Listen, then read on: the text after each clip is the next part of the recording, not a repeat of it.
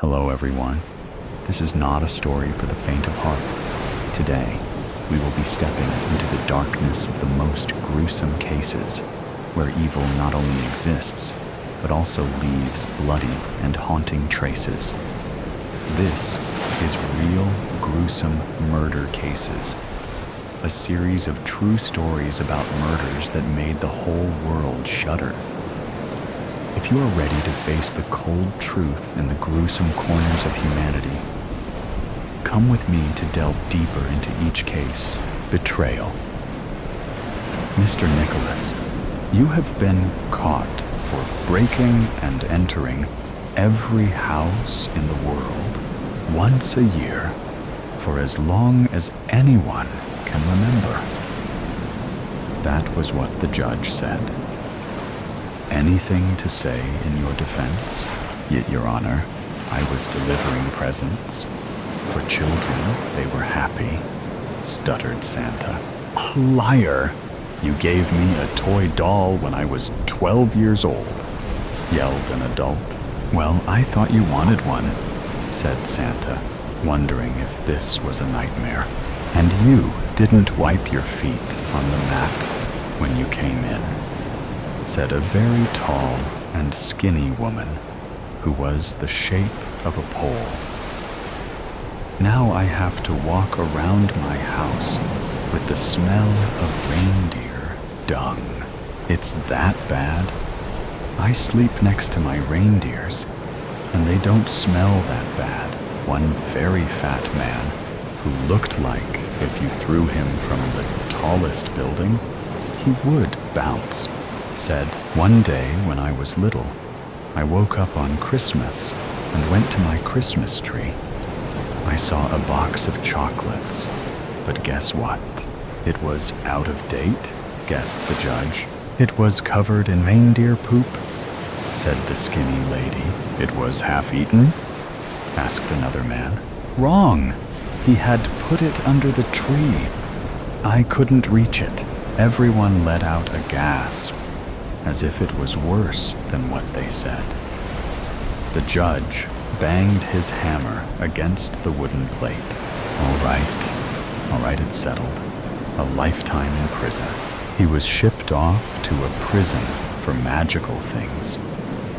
There he met the Tooth Fairy and Frosty the Snowman, a black bird with an injured wing, and a man called Jeff, who claimed he was a muffin, and Neil Gaiman.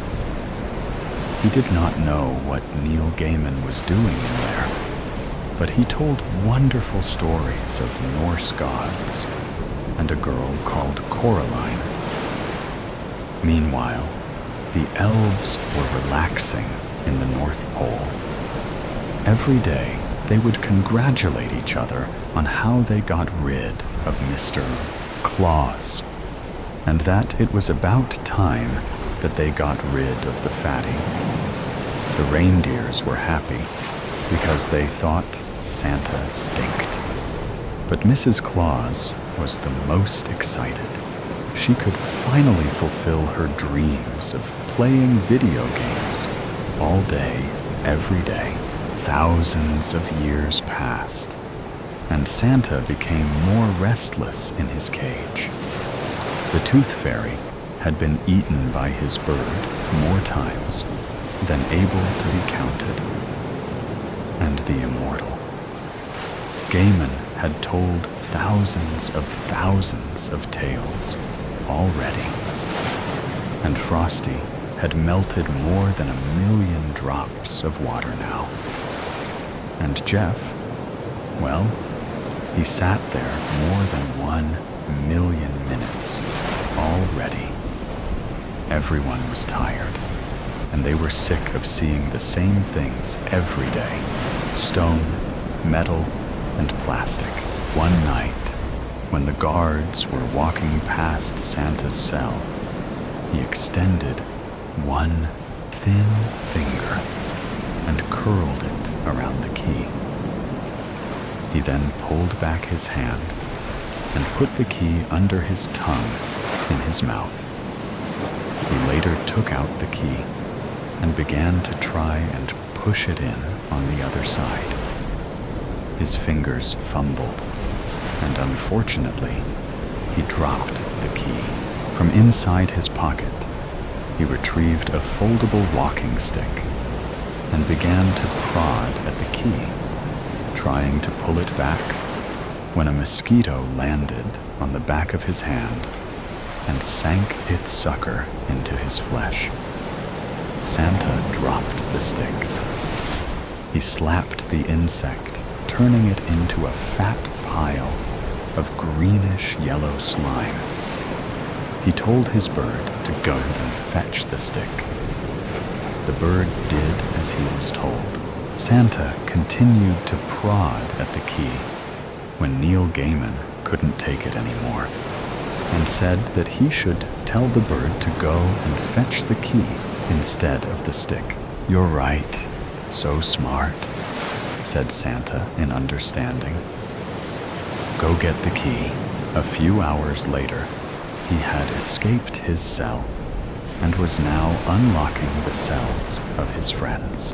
"All right, Muffin Man, you're okay now," said Santa. "I need my rock to turn into a muffin again," said Jeff gloomily. "Where is it then?" sighed Santa. "It's on the second floor of the third room to the right." "Have you been there?" asked Mr. Claus. "Duh, what do you think?" "Then why didn't you take it yourself?" "I didn't know how," said Jeff.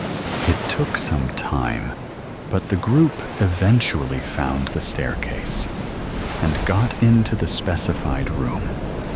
Santa picked up the rock and said, "What do you mean you didn't know how?" asked Santa.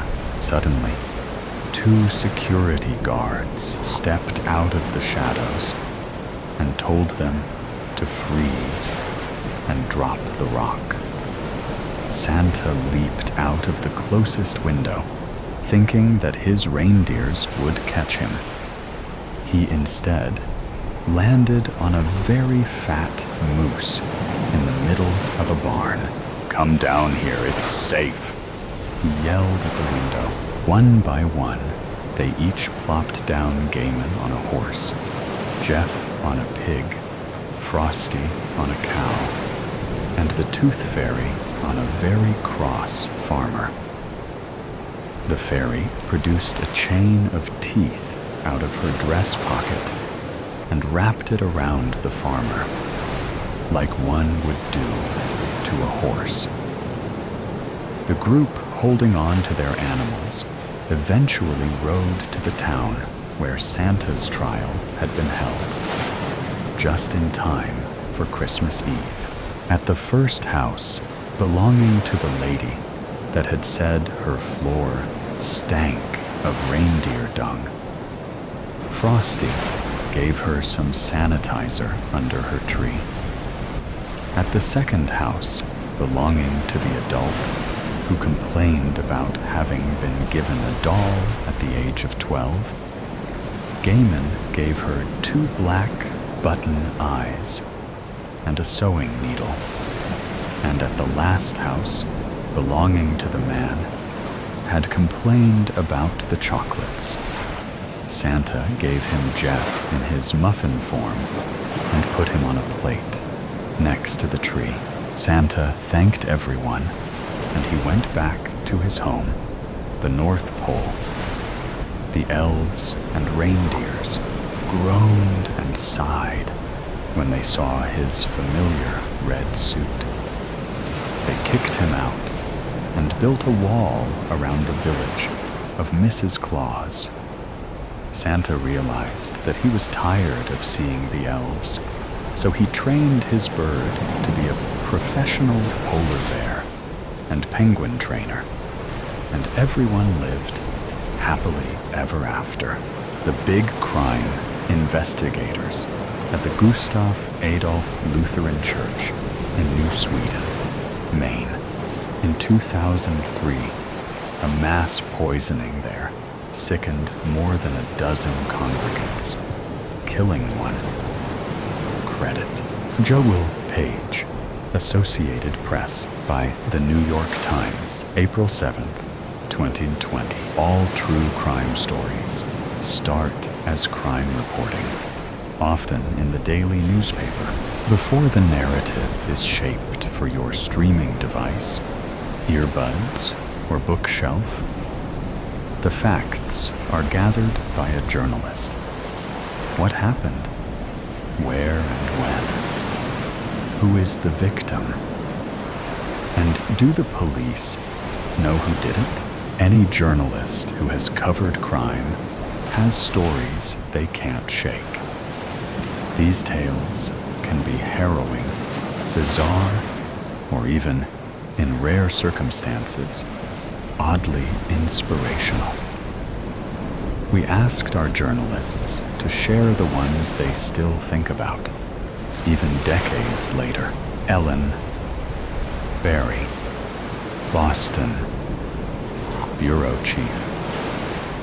Someone put arsenic in the coffee after a church service in New Sweden, Maine, sickening several congregants and killing one. I was sent up there in 2003 by the Boston Globe to the far reaches of Aroostook County. It was both quaint and horrific. Someone trying to kill their neighbors. Eventually, it emerged that one of the ushers had done it, as revenge for losing a theological battle. As the population in that area drained away, two small Lutheran churches were consolidated into one. Identical to outsiders, the two churches had what was for them a deeply significant doctrinal difference. In one, the priest faced the congregation when blessing the host. In the other, the priest faced the altar. The poisoner had lost that battle. He ultimately killed himself. It was a grim story about the dilemmas of those stretches of our country that are losing population, having to let go of their particular identity. Have a true crime story to share? Tell us about the crime that haunts your memory. Feb 27, 2020. Linda Richardson, Senior Staff Editor. Travel. Eddie Brown began running in a snake-infested Florida swamp in 1952.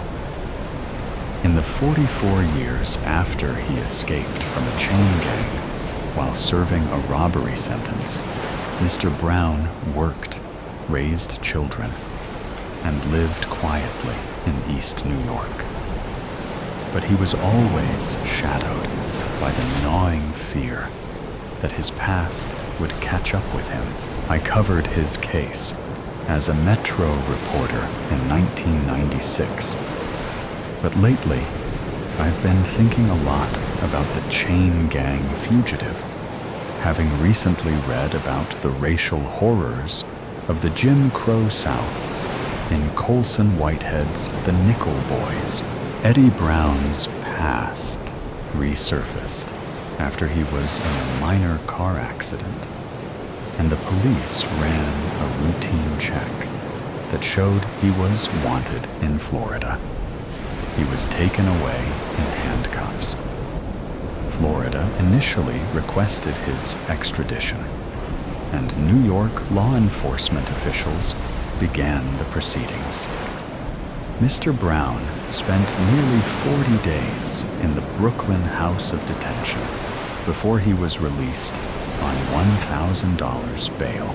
It was an immensely satisfying moment to see him walk out of the courthouse, finally a free man, as a sea of news photographers with flashing cameras and reporters, more than I've ever seen, awaited him. Dig deeper into the moment.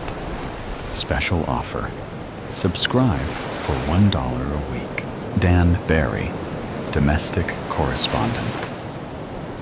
When I worked for the Providence Journal many years ago, I often wrote about the mobsters who were very much present in that Rhode Island city. You knew that this was Social Club, this was Baby Shanks's cafe, and this was the place where Old Man, the boss, used to run everything. You also knew that two men connected to a certain restaurant had made a guy named Joe Onions disappear long ago, but had never revealed where they had laid him to rest. Fast forward to 2008. One of the men is dead, and the other is dying. The police pick him up on a nickel and dime charge and ask for the umpteenth time, where is Joe Onions buried? To their shock, he agrees to spill. I have strong ties still to the state, and when I heard about this case, it sounded like a short story about an old wise guy who decides to go out by doing the right thing. I had to write it. Nicholas, domestic correspondent, investigations. The century-old department store stands 8 stories tall, but looms even larger in the German consciousness. A short walk from the old New York Times bureau, where I worked in West Berlin, the luxurious shopping destination, is a symbol both of Berlin's roaring 20s and the country's post-war economic miracle. So when I learned that there had been a jewelry heist, with the thieves caught on the surveillance camera, lowering themselves into the store on a rope ladder, evading the motion detectors, and making off with millions of dollars worth of jewels, I knew it was a big crime story on the biggest stage. My contacts in the Berlin Police Department told me that the thieves had made just one mistake, leaving behind a glove at the scene with DNA inside. A good story needs a twist, but a great story boasts two. The DNA evidence led not to a single suspect, but a pair, identical twins, identified as 27-year-old Hassan and Abbas O. The German justice system couldn't lock them both up, and each could claim the other did it. So, they walked. It may not have been the perfect crime, but it was a pretty sweet alibi. Alan Reporter. Metro. A Bronx man spent 25 years in prison for a rape he did not commit. Why? Because a witness accidentally took the police to the wrong apartment, one not 16, and the police arrested and prosecuted the man they found there. Fernandez, Houston, Bureau Chief. One night in 2006, a police officer in the Bronx responds to a fight at a White Castle. He rolls up and sees a man with a gun kneeling over another man in the parking lot. He tells the gunman to drop the weapon, but the gunman doesn't respond. The officer opens fire, and the gunman is critically wounded and later dies. The gunman, it turns out, was a fellow officer, an off-duty Bronx policeman who was intoxicated and had just been beaten up by a group of guys at the White Castle. It's the mistaken identity that gets me. You can freeze frame the shooting as the bullets in the air and study it.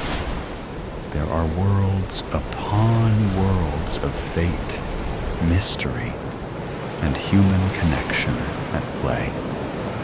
These two officers worked at station houses nearly 2 miles apart, and yet here they were, drawn together in a few tense, confusing seconds in a fast food parking lot. As I wrote, in this city, people live their whole lives separated by such short distances and never once cross paths. I don't think the officer was ever prosecuted for the shooting. I think it was ruled a justified shooting. But how does a cop live with a thing like that and move on? Yes, yes, yes, yes, yes. Armando, Deputy Editorial Director, Syndication. Hi, hi, hi, hi, hi, hi, hi, hi. This unsolved case, in which 7 people, including children, were shot point blank during a robbery inside a bowling alley, has been a cloud over a small New Mexico city near the Mexican border for decades. 4 of the victims were killed. A 12-year-old victim, shot in the head, managed to call 911. And no arrests have ever been made. I grew up in the area, and it has been a source of sorrow and local mythology ever since it happened in 1990. In fact, the brutality of this crime over a few $1,000s, the massive law enforcement response, and the fact that no credible witnesses have ever come forward to identify suspects, all we want to hear about a crime that haunts you, a story that shook you, your town or community, and possibly changed lives. We are starting a project that will deeply examine crimes around the United States, the kinds of stories that too often go untold or have largely been forgotten. The crimes can be solved or unsolved, decades in the past or more recent. The crime may have been violent or involved financial or political wrongdoings. It may have implicated law enforcement or corporations. We are particularly interested in stories that may have gotten local coverage or not, but didn't rise to national consciousness. Unoccupied guest rooms were always hiding things. No one starts out wanting a guest room. It's usually an office first, but then you got fired and can't look at it anymore, so you throw a bed in it that you'll never sleep in. Sometimes it's a kid's room, but they've moved out into a college dorm room. It used to be storage, but then the divorce happened, leaving it depressingly empty. A studio for recording music, but the bass player was in a car accident, and the band broke up.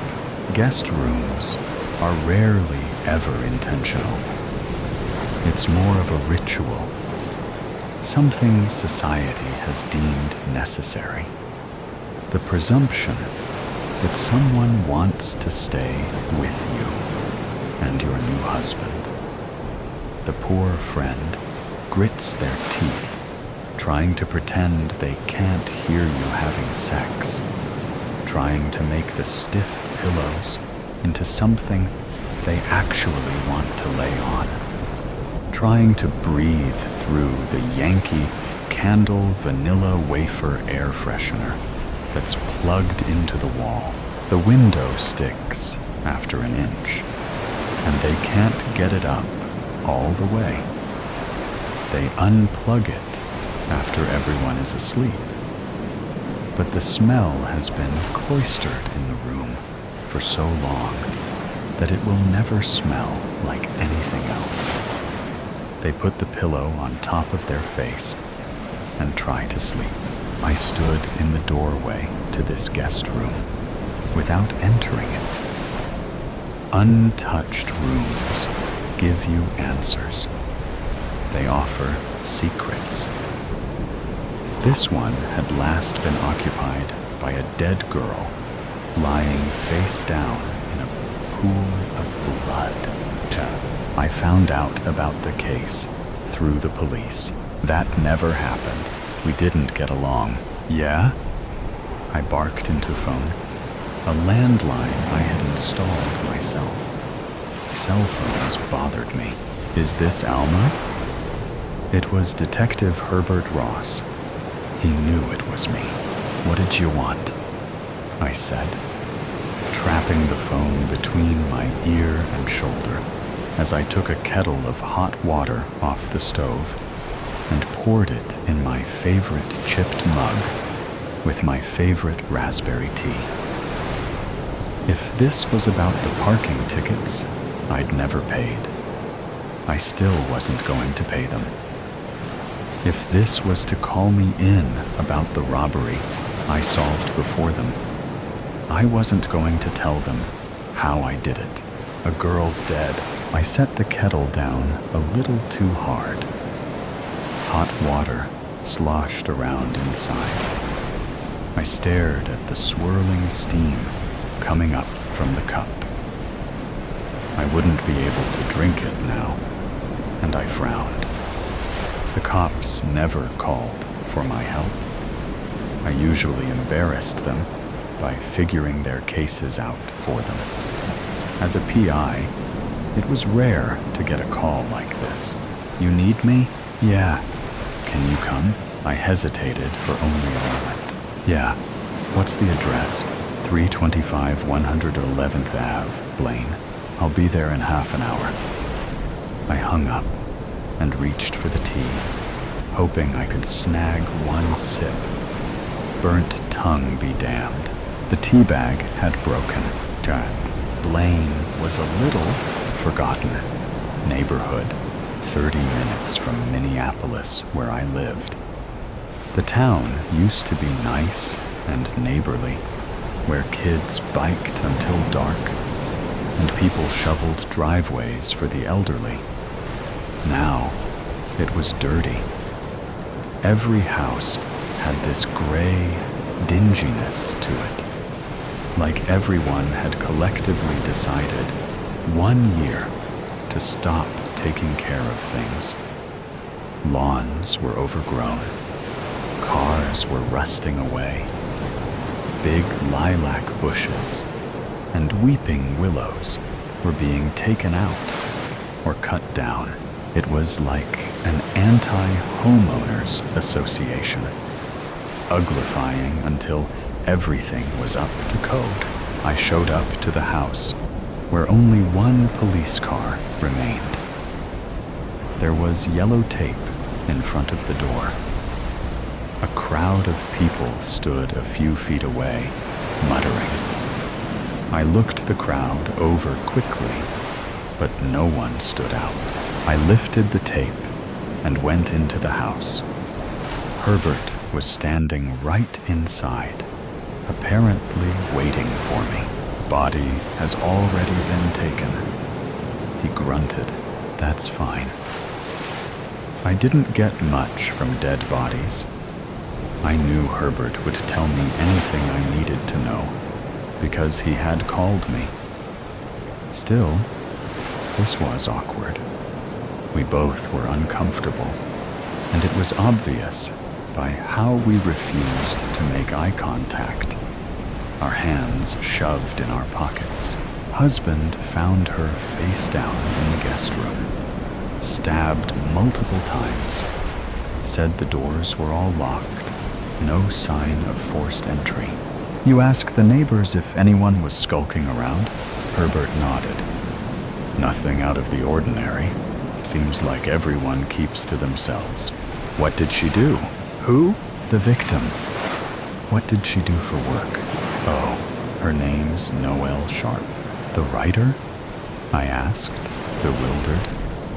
She was known for gritty romance novels, turned deadly. Not my thing, but I knew her name. Yeah, I didn't know she lived here. He nodded again. They moved here a few years ago. Geez, why? Herbert shrugged. Husband, name Magnus, works for a painting company. She seems to make more dough. Where is he? Already down at the station. Guy's pretty numb. Won't say much. Yeah, well, his wife was murdered. I wondered if Magnus had convinced Noelle to move here.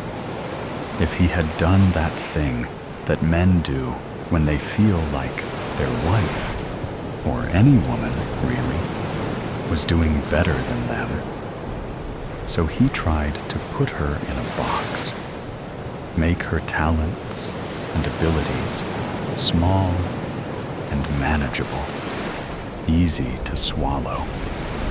How many shouting matches had they been through before Noelle had conceded to move into this shit box in the middle of Shitsville? Can I have a few minutes? I asked. Herbert nodded. I surveyed the entrance area. Stairs right in front of us, leading down into a dark, wet-smelling basement. A tiny hall leading into a kitchen. Living room to the left, dining room to the right. I gave the first floor a once-over. Dirty dishes in the sink. Magazines on the coffee table. The trash was empty. No bag.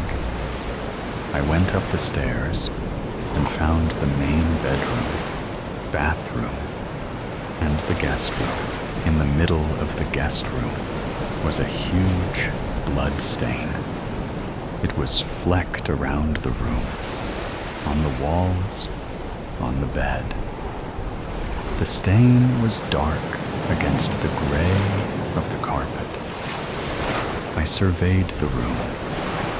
One bed, one desk with a small lamp and wooden chair, one plush armchair near the window, overhead light, fixture, fan. There was a closet and a nearly empty bookcase, short and pudgy. Maybe something that one of them had been dragging around for years, couldn't bear to get rid of. Some furniture held on to you. I walked in and thought about the room.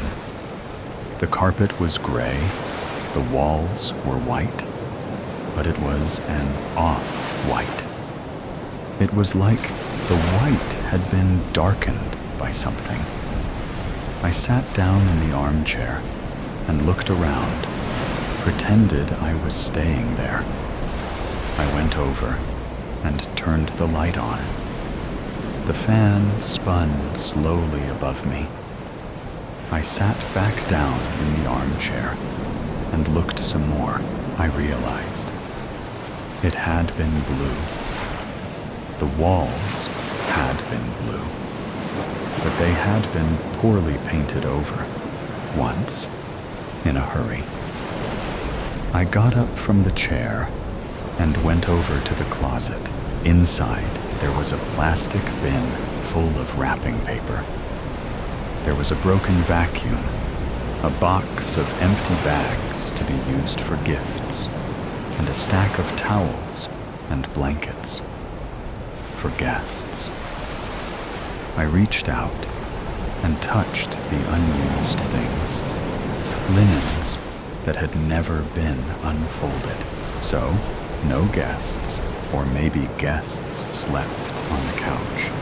And this room, like many guest rooms, was useless.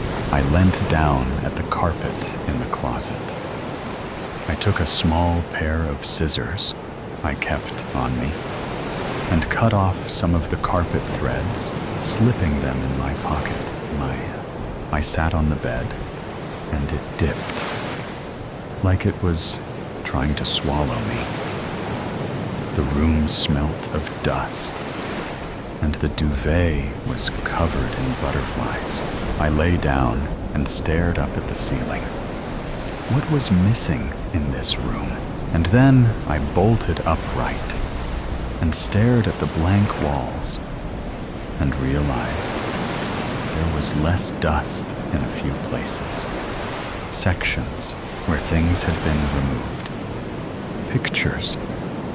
There were no pictures. Herbert was standing outside, trying to get the crowd to leave.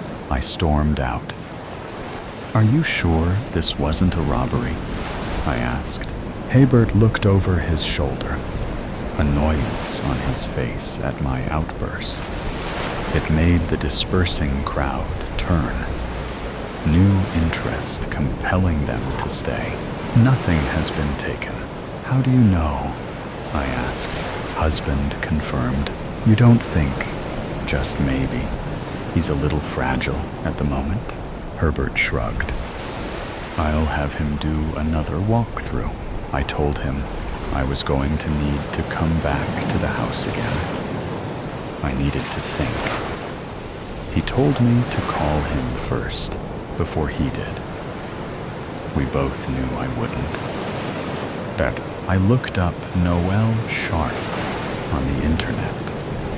I found relatives and close friends, and I called and talked to them. Everyone had lovely things to say. I asked about her writing and her hobbies.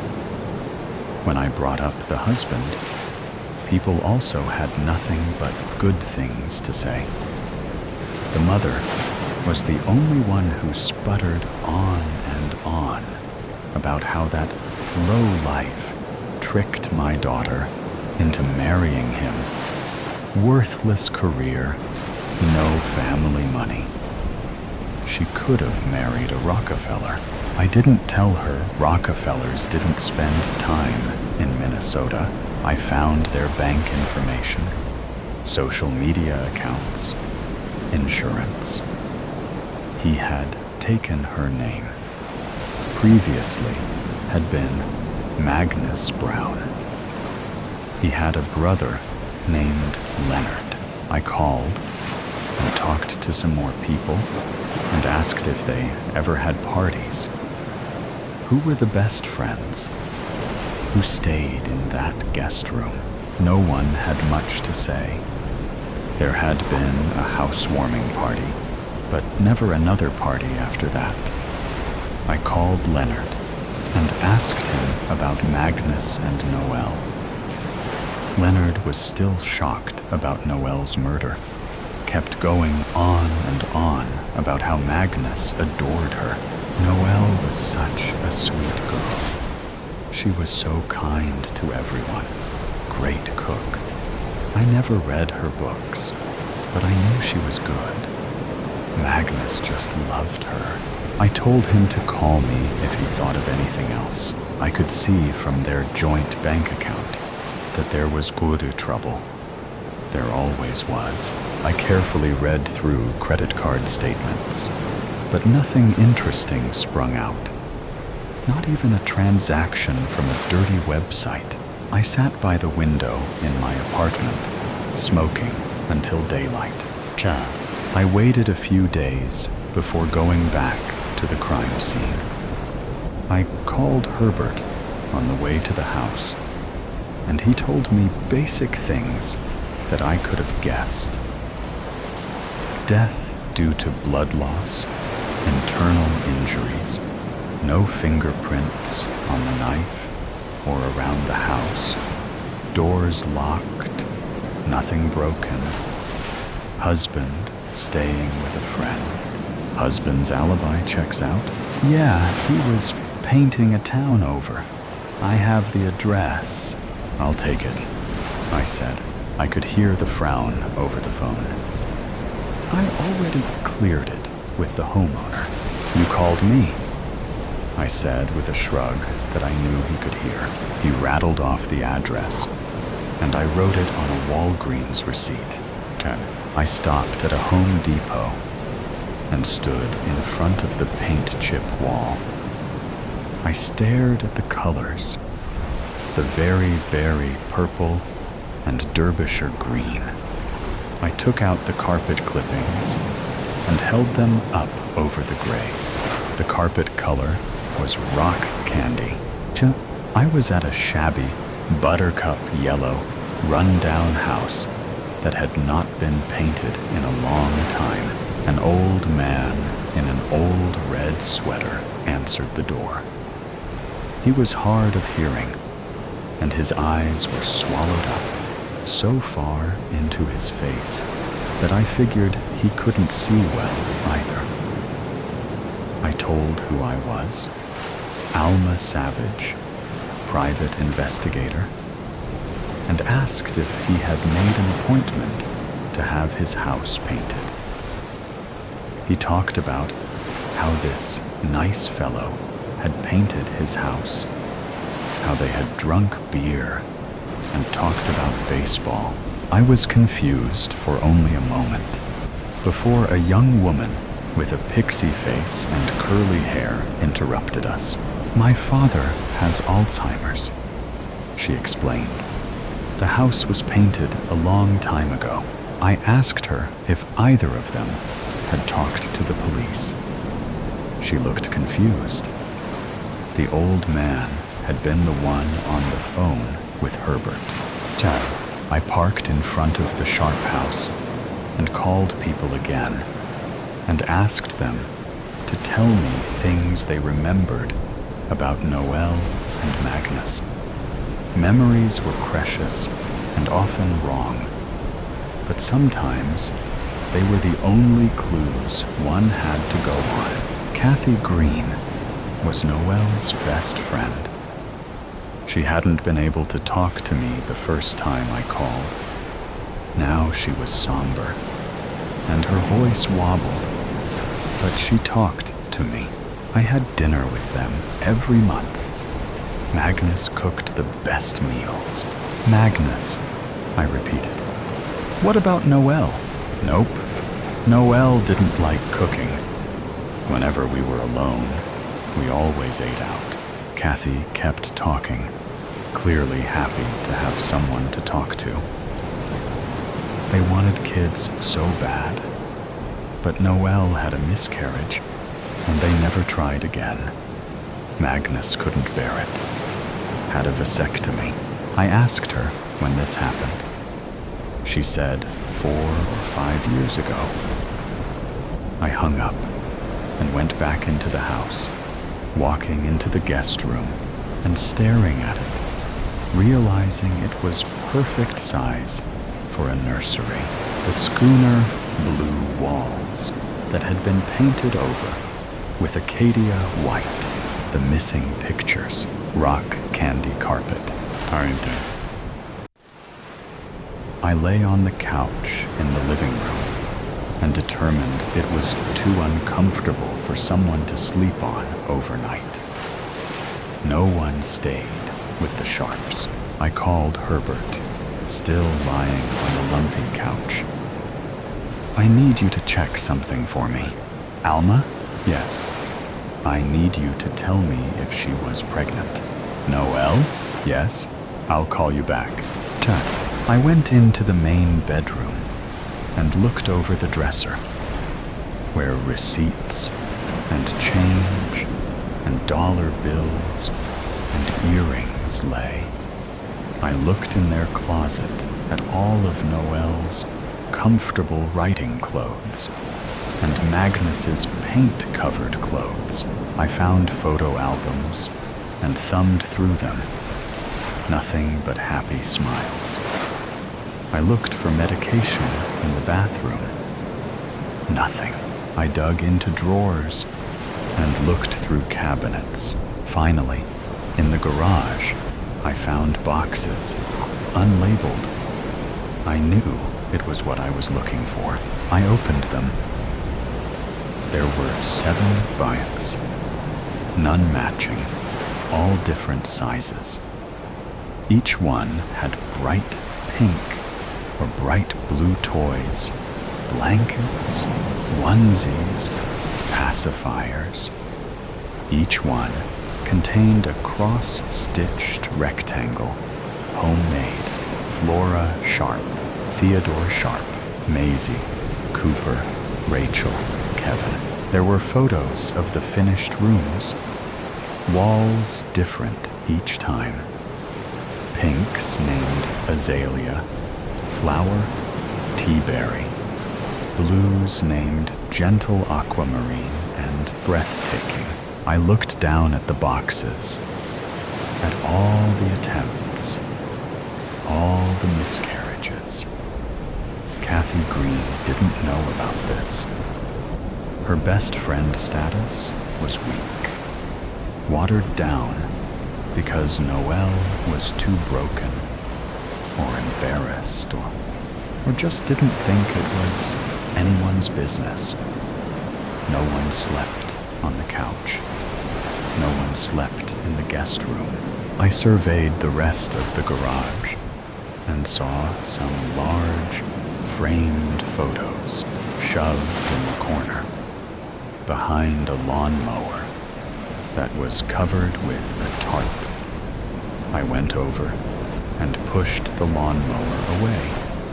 They were prints of Noelle's book covers, the missing pictures, and there was a bloody thumbprint on the edge of one, her 3rd book, Dangerous Illusion. My phone rang. I answered it, hands shaking. Was she? I asked, throat dry. She was pregnant. Fuck, I muttered. What? Magnus had a vasectomy a few years ago.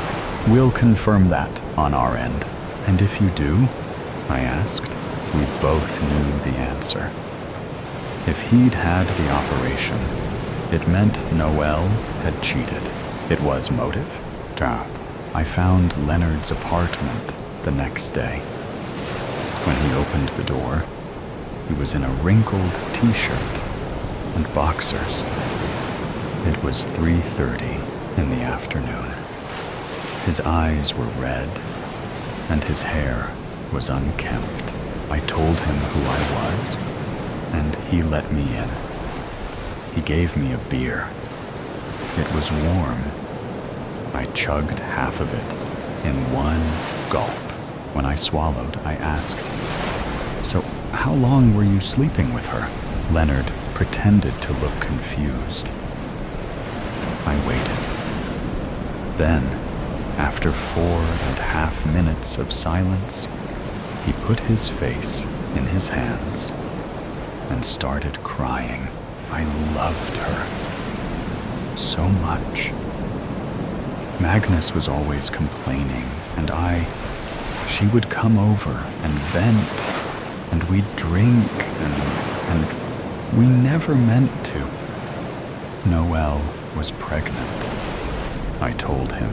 His teary eyes grew smaller, beadier. Noelle had found out that day.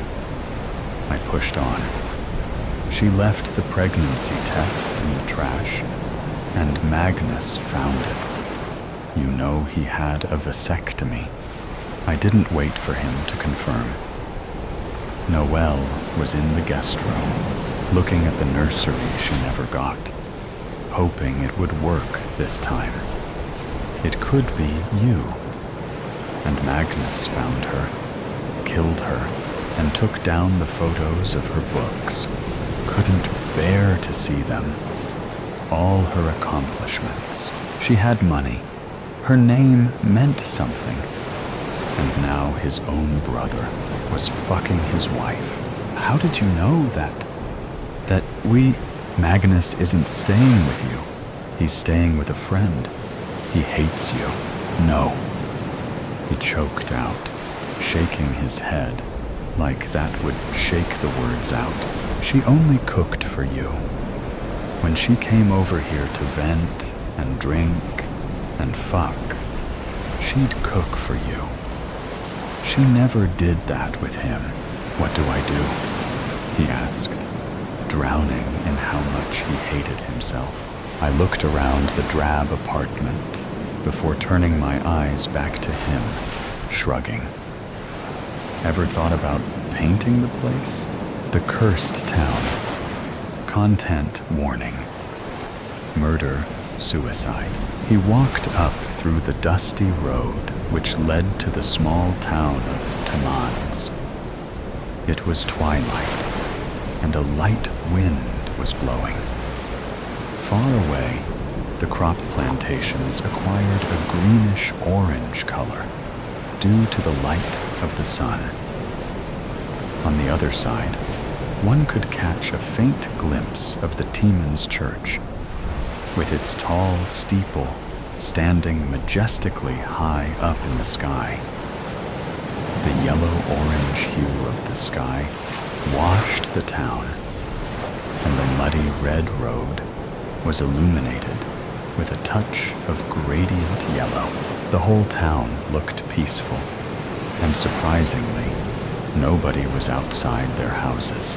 He entered the town and looked at the banyan tree in front of him. It had remained much the same. He looked up at the houses and walked towards them. Darkness was falling now.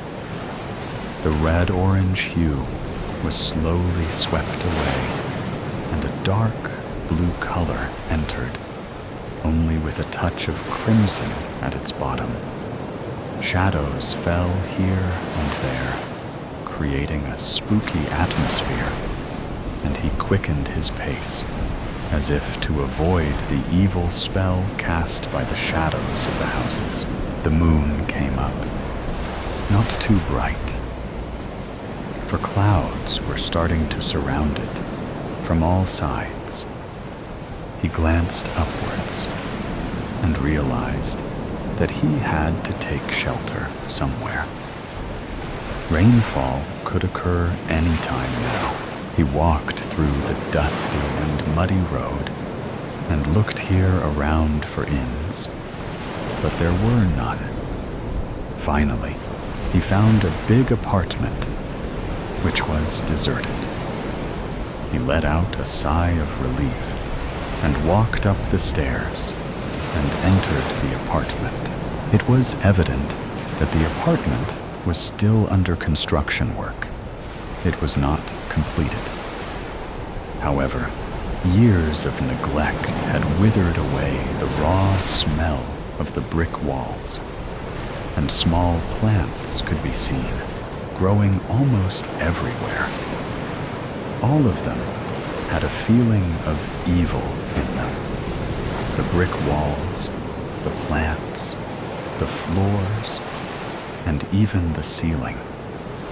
It was like they had witnessed a lot of sad events and were telling him not to go further inside the house. The house itself was spooky, with its large corridors and almost no rooms. A huge, round staircase led to the other floors. The grayish appearance of the apartment matched perfectly with his gray and withered t-shirt and pants. He went up the staircase and reached the terrace. It was broad and wide, and one could see the beautiful town stretched before it. He looked down and was surprised to see an old woman with a lantern standing in the doorway of the apartment, waving her hands to call him.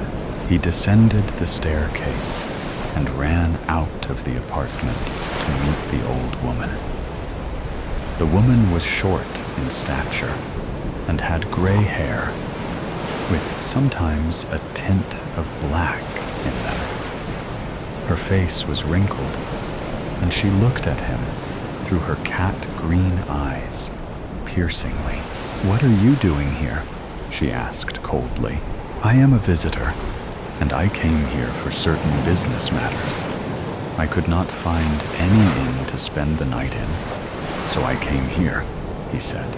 She looked at him suspiciously and then said, "Okay, you better come with me. This place is not good, especially at night." He nodded his head and followed the old woman. He was cold with fear and could not understand what was happening. He followed her till they reached a cottage, and the old woman asked him to enter. He went inside and enjoyed the warmth of the fire which was lit. He sat down on a sofa, and the woman came to her with a candle. She placed the candle on the table and handed him a plate. "You must be hungry. Here, have some food. You better not go to the apartment anymore." "Why?" he asked. "It's a long story. I have seen too much of this world to remember happy deeds. Most are evil." "What do you actually mean? Do you want to hear?" "Yes, I do." She took a long, deep breath and then began. "Long ago, when I was about 17 years of age, there used to live a plantation owner named Hamilton. He had a lot of money and was very rich. You see those plantations? All those were Sir Hamilton's. He was not only rich, but kind and generous too.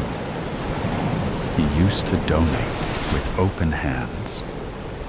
He had a beautiful wife, 4 daughters, and 1 son. However, naturally, his neighbors were very jealous of him and despised him. He did not care that much for that. But one day, his neighbors attacked his family. His daughters were of almost my age then, and the son was only a baby.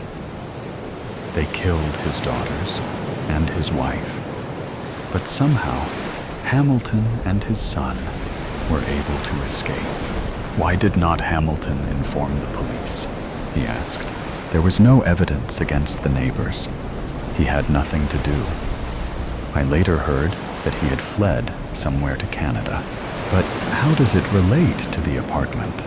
The old woman sighed. Her green eyes glistened, and she said the apartment was being made by Hamilton. He wanted to turn it into a hospital. "Yes, but how does that matter anyway?" Rain had started falling heavily, and the fire and candle went out. The 2 people were left in total darkness. However, he could still see the old woman's eyes glistening. The old woman said, "For the past few years, there had been a lot of suicides there. Many girls of around 16 to 17 years are committing suicide there. It all started with the daughter of Mrs. Morpin. She jumped from the terrace we were standing a few minutes ago. The second case was of Mrs. Rayon's daughter. She was found hanging from the chandelier one morning, her face white and terror-stricken. He was taken aback and looked at the old woman with wide and fearful eyes. Lightning struck, illuminating the whole room for a moment, and he could see the old woman's face, ugly, wrinkled with a strong, piercing glance, which was almost witch-like. He wanted to run out of the house, but some strange power kept him rooted to his seat. The old woman said, "You better go to sleep now. I guess you had a very tiresome day." The old woman showed him his bedroom, and he fell down on his bed, immediately asleep. The next morning, when he woke up, he could see the sun shining brilliantly outside. He heaved himself up and went to the living room. The old woman was preparing coffee. She handed him a cup, and he sat down on the sofa. He drank from the cup the delicious, thick cappuccino and felt refreshed. He almost forgot all the horrible incidents from yesterday night. Where do you want to go today? I can show you the way. It is evident that you are new to this place, as you were talking about inns in here. I have heard about Kingsman's Place here. Can you please take me there? Kingsman's Place? Okay, I will. It is a business center here. When do you want to go? About 9:30. What do you say? Please prepare a packed lunch for me. Of course. Get ready then. He went back to his bedroom and took out his suitcase. He looked at himself in the mirror. He was middle-aged, but still, he looked pretty young. He brought out a coat, shirt, and pant and put it on. He looked the perfect businessman. After having breakfast, the two went out. On the way, they came across the Flint River. There he saw some girls whispering and talking together. One of them was extremely beautiful. Her fair skin with an orange tint made one remember pure milk. Her eyes were a deep blue, and she had beautiful black eyelashes. Her cheeks were pink, and her lips were a light red. Her mass of curls was thrown at her back, and she wore a pretty green dress. Her hands were well-toned, and her legs were slender and well-shaped. She looked a pretty picture. He stared at her for some time, and then she turned to the old woman, and pointing to the girl, he asked, "Who is that girl?" The old woman glanced at the girl and then said, "She is Mr. Trudeau's daughter. Pretty, isn't she?" "Yes," he said. "What is her age?" "About 17. He sighed and gestured at the old woman to move forward. They reached Kingsman S. Place, and the old woman left him there with his lunchbox. He did not wait there. As soon as the old woman was out of sight, he started running. He did not stop until he reached the old building. He entered and went up to the terrace. The terrace was absolutely empty. Despite being so large, the parapets were very low, and there were high risks of falling to death in case of an accidental slip. Unlike the rest of the house, almost no plants were there on the terrace due to some unknown reason. He roamed here and there on the terrace. He stepped very carefully, and whenever he looked down, he was sick at the sight of houses so far down below. He hated heights and was afraid of them. He went downstairs and waited. "You know, Laura, I will go to Grandma Fontaine's house today." The words kept ringing in his mind. To reach Grandma Fontaine's house, she had to cross this building. There she was coming, alone. Nobody was with her. He waited silently, and as soon as she came in front of the apartment, He gripped her hand and pulled her inside. Before she could scream, he put a handkerchief under her nose, and smelling the chloroform, she fell unconscious. He now prepared for it. He dragged her upstairs to the terrace and carefully washed her face. He then threw her down the parapet, and she landed with a loud thud sound. Dead. Yes, she was dead. Blood was flowing from her, and her pretty face was peaceful. He quickly fled from the place before anybody could see him.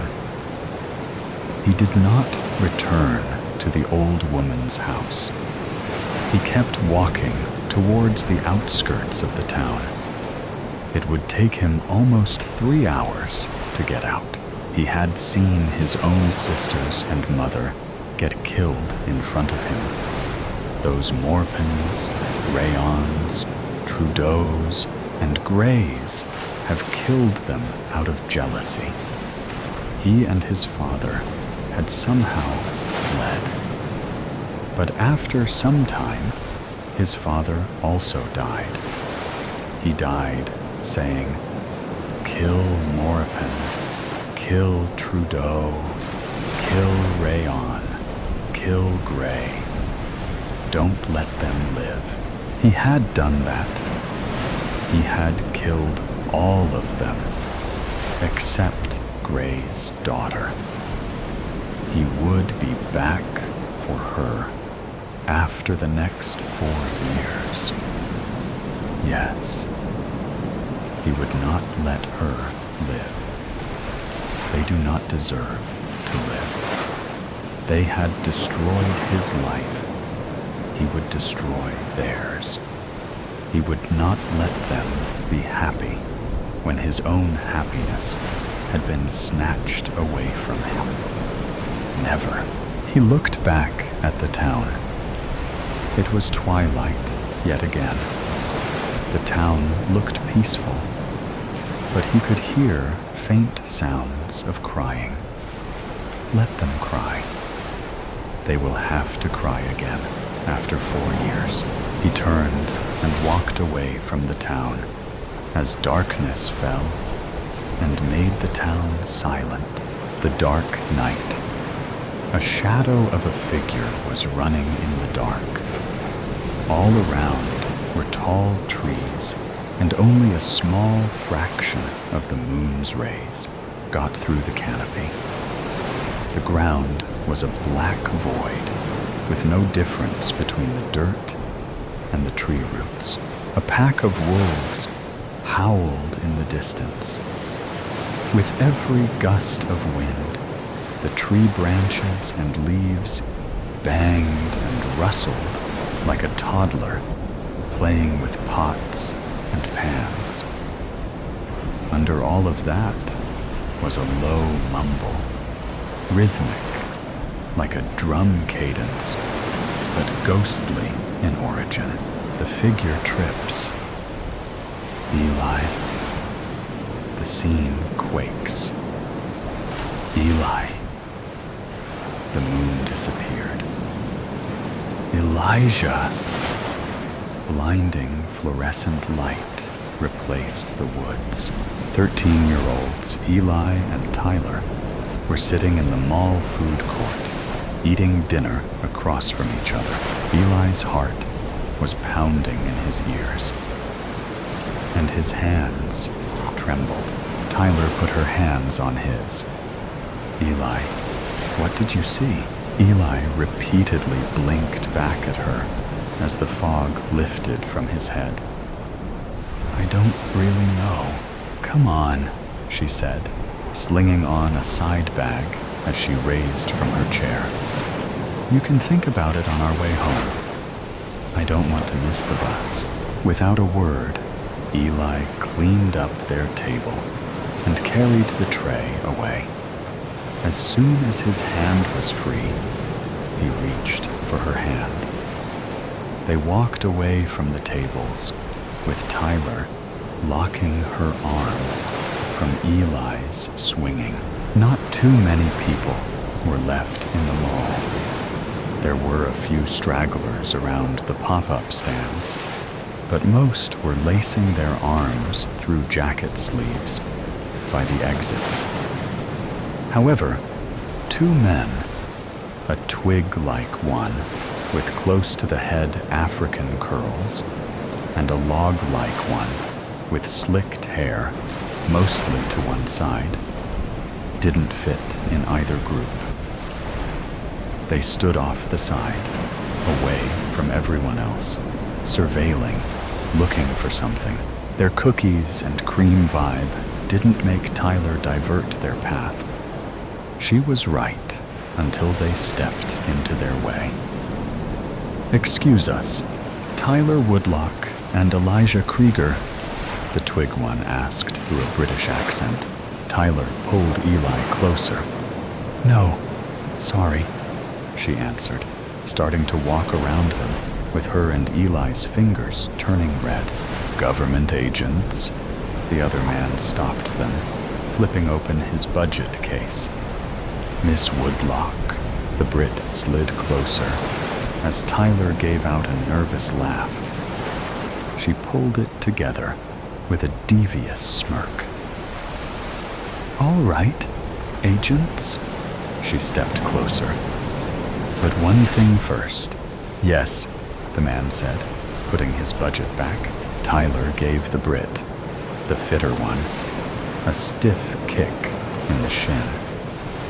With him on the floor and his partner stunned, she yelled, "Run, Eli," giving Eli a push start. Eli sprinted off, getting a head start as Tyler toppled over a supply case. He headed for the loading docks, a path Tyler forced him to memorize for an emergency like this. As ordered, he ran without looking back. He nearly ran off the truck port in his mindset. He jumped down. Falling on his hands, he looked like a frog. He couldn't find the strength to stand, but he walked, half crawled, to the rear of the building. Collapsing against the brick, he took his chance to look back. She wasn't there.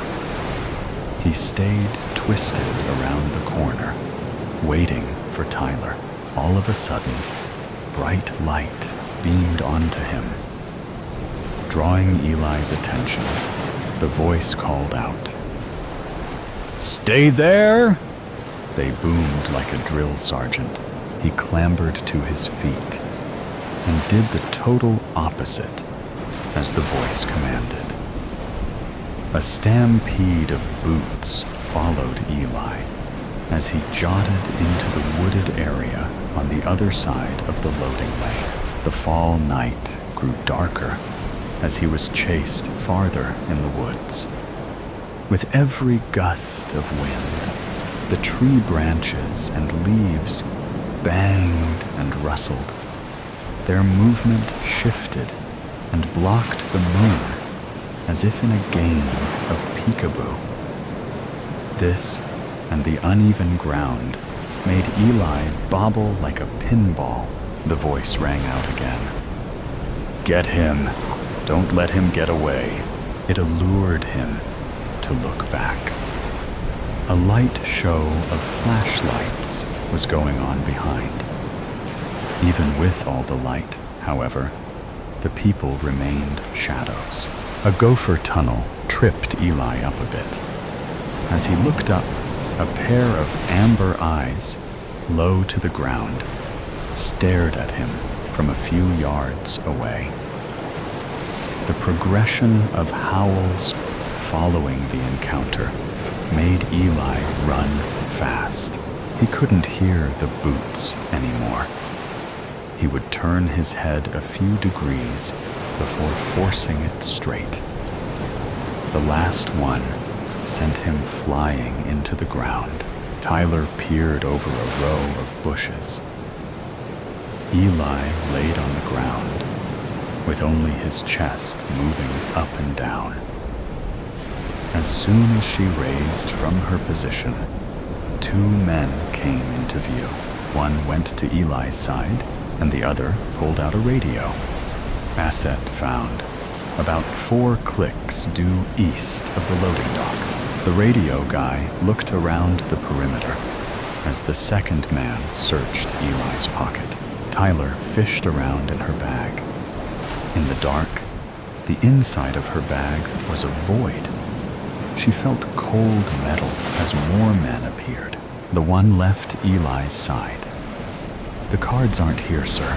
Eli let at a moan as he began to stir. "Bring him. We'll find out soon enough where they are." He turned and started the procession away. Radio and Pocket Man gave each other a glance before Pockets threw Eli over his shoulder. The remaining men followed. Tyler took her hand out of her back. She fell to her knees, with her hands on her face. As the first tears started falling, she wiped them away with her fists clenched. She ran back to the mall, heading towards the parking lot.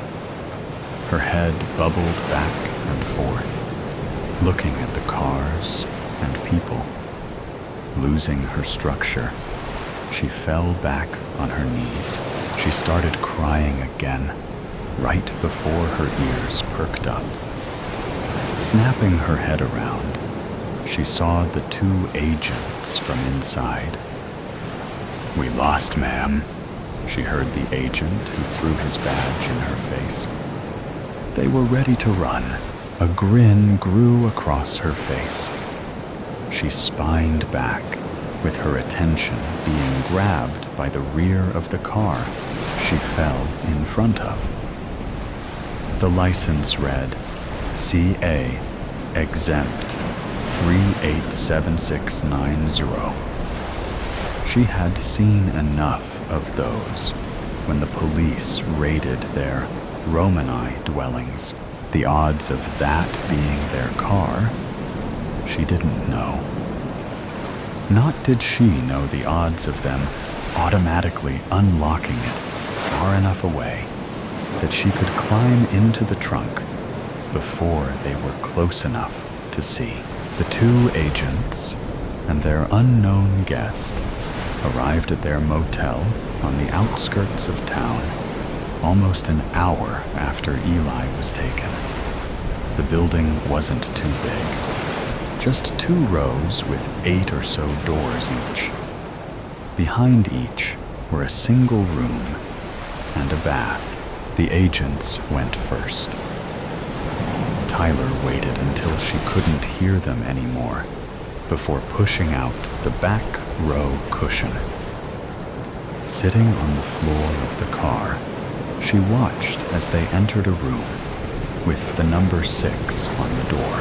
She opened the door carefully so she wouldn't hit the next car. In the same manner, she closed it without a sound.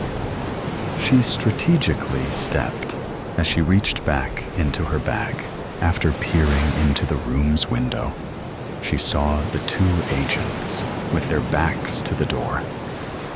There seemed to be nothing but a wall in front of them. But that didn't bother Tyler. She walked right in and pulled her hand out of her bag before slamming the door shut. The agents jumped if shots had been fired. They found that they weren't too far off. Dropping their phone, they were face to face with a gun barrel. "Hello again, miss." "Woodlock," one agent said through his British accent as they snuck for their weapons. "Don't patronize me," she said, cocking her gun. "Do you think you can pull yours before I shoot the both of you? I've already proved I have grace under pressure." They both bring their hands forward. "What do you want?" the other one asked. "Well, Agent Vincent Petrov. I'm thinking about a trade. Flaunting his arrogant British accent, he asked, "What would you have that we would?" Cutting him off, Tyler pulled out a deck of tarot cards. "Really, I might be a child, but I'm not an idiot." "That still doesn't answer my question," Vincent said. "I want Eli back." "Excuse me, even if I believe for a second you're not with the men who took him, you bring him back to me, and you get these no-so-meaningless cards, and we all live happily ever after." The agents gave each a glance. "Let me make this easier. You do this, or I shoot you, and go on my merry way." Eli was groggy, teetering between awake and asleep for the car ride, though no one could tell through the blindfold, nor from his position in the trunk. They had tried his wrists and ankles to stop the little fight he had in him. No kicking, no hitting, no running. More helpless than he was without Tyler. He was asleep when the car stopped, but was jarred awake when one of the men yanked him out. Being bobbled around, his face was red and breathed deeply, trying to keep dinner in. The only relief came when he was dropped to the floor. After the bang of the door, Eli was left to wait once more in the dark. He pulled at his ropes, only stopping when the burning turned into paper-cut sensations. No closer to freedom, he crumbled, stopped straining, stopped fighting, stopped holding it together. Back at the motel, Tyler sat crisscrossed on the first bed from the door, yanking her locket back and forth on its chain. She stared at the agents that sat on the other side of the room. She tried to hear what they were saying, but they put the same effort into the opposite. "What are we going to do, Miles?" Vincent asked.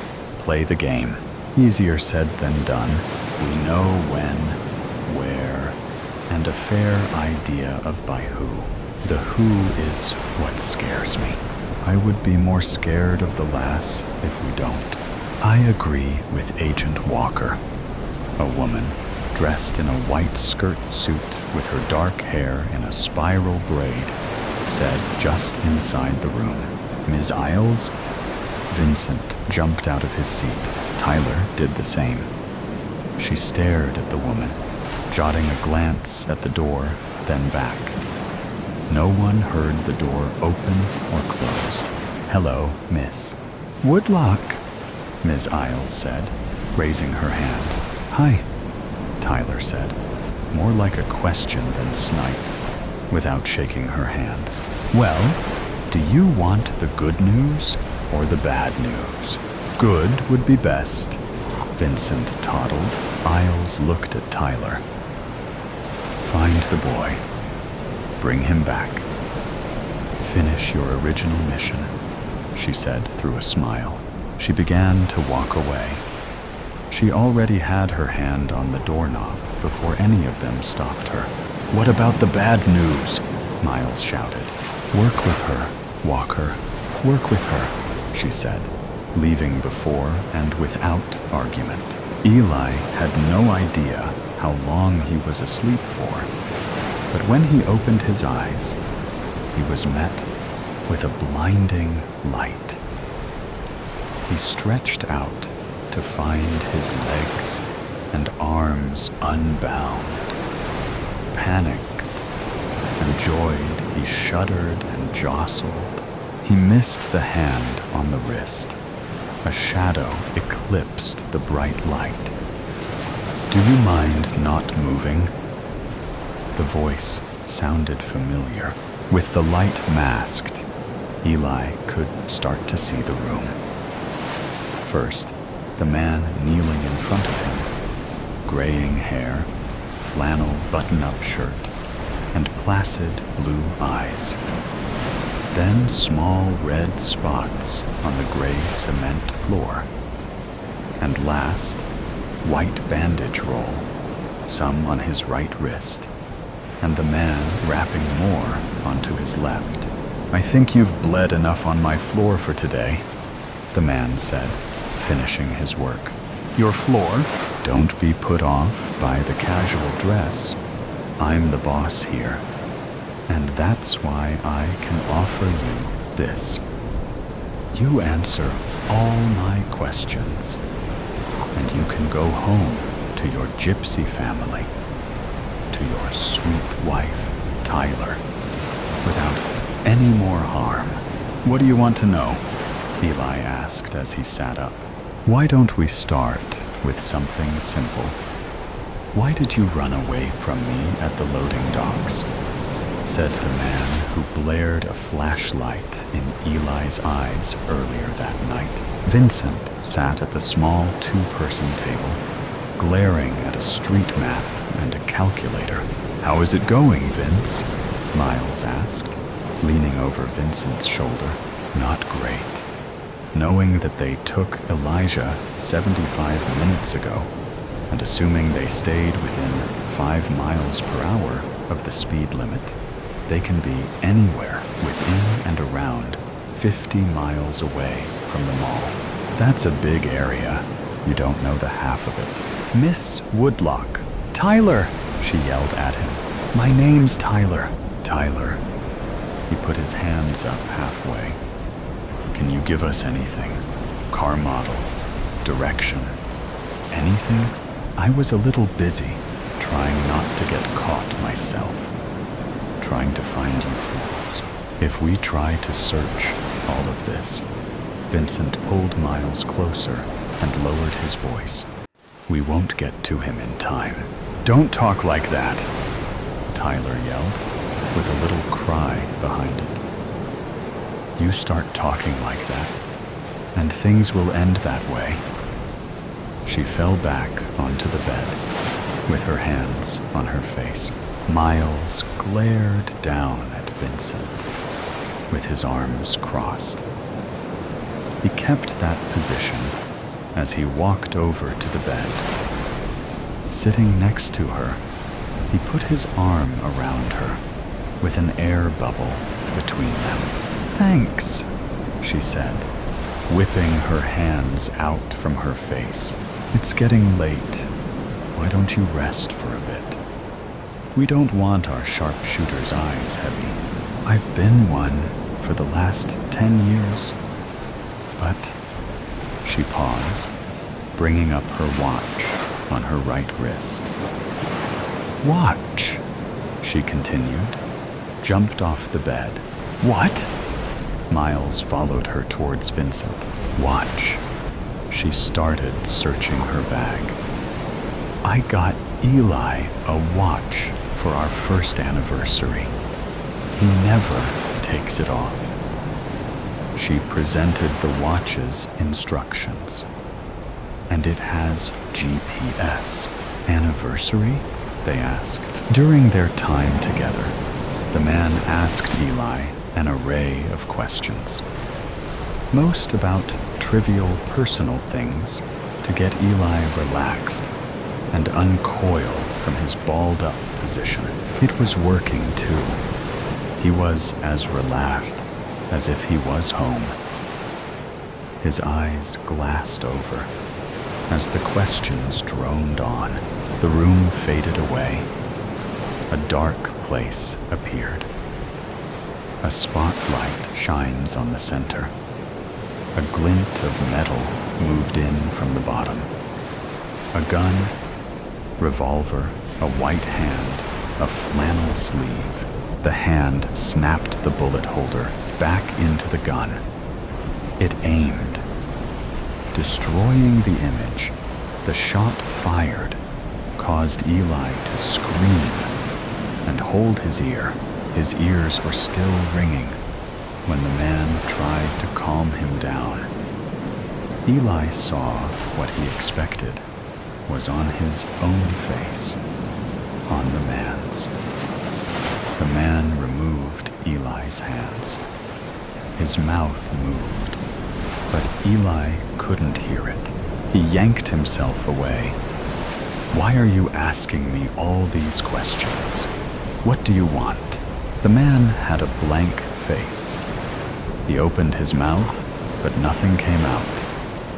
After straightening his shirt, he said, "You have something that belongs to me." "I don't have anything." Eli shuddered. "Not now, but..." He exhaled heavily through his nose. "Tyler gave you something. A set of tarot cards." "I don't know where they are," he stuttered. "Well, it's the last question you have to answer, so give it a good thought. They could be anywhere. In the woods where you chased. Back in the mall where the other two did. With..." he said, trying to put the brakes in his mouth. "Sir, you know where they are." No, I don't." "Yes, you do." He pulled a gun from his back waistband. "Tell me." Eli's mouth opened, but the only crashing noises came. The sound made both of them jot their attention towards the door. The man gritted his teeth. The other two. Staring down at his gun, he weighed it in his hand before bringing it down on Eli's head. Eli fell to the floor again. The last thing he saw before the backs of his eyelids was the man's black shoes walking out the door. The black gave way to wisps, at first merging into cacti and sand.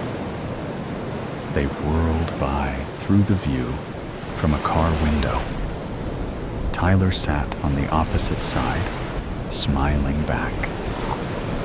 In the front seat sat Miles and Vincent. The whole picture felt loving and had a dream-like glow. It faded into a face full of fabric. Before he could freak out like his earlier ones, a hand touched his shoulder. "You're all right now. You're safe," Tyler cooed. In a quick movement, Eli raised to hug her, nearly bringing them to the floor. Regaining her structure, she hugged back. In their embrace, Eli missed Miles and Vincent standing off to the side, smiling down at them. The sins that betray us. It was a warm Parisian evening, and fog rose from the Seine. It mingled with the smog of industry and clouded the gas street lights that dimly lit cobblestone streets. Beside the Seine, in the 4th arrondissement, was La Force prison, within which was the man Eugène Vidocq, whose wrists were shackled to the dungeon wall by cold steel chains and ankles bound by manacles. Eugène had black, curly hair and long, thick sideburns that taunted the corners of his mouth. He wore rags. His nose was still bruised from the scuffle to detain him when 5 men were needed to pin him down and capture him. "Monsieur," he said, speaking to Julien de Veria, the Parisian chief of police. "I became a criminal the night my father had me arrested as a boy. When those gendarmes had turned up and taken him away to a cell that night, he had felt betrayed, devastated, and humiliated by his father. Above all, he had felt angry. and that anger had stayed with him all his life, a chip on his shoulder that had been ever present in his interactions and informed his life choices. Julian sat in the opposite corner of the dungeon on a wooden stool. His top hat lay in his lap, and his walking cane leant against the wall. He remained as still as a gargoyle. Your trial for treason commences at first light, and you wish to reminisce about your father. Do not waste my time. The flame of torches lining the walls flickered. A rat scurried between iron bars and retreated into the shadows. I have watched the guillotine sever the head of my dear friend César Herbeau. This cannot be my fate. He shook his head. The surprised look upon César's face as his head fell to the ground was forever etched in his memory.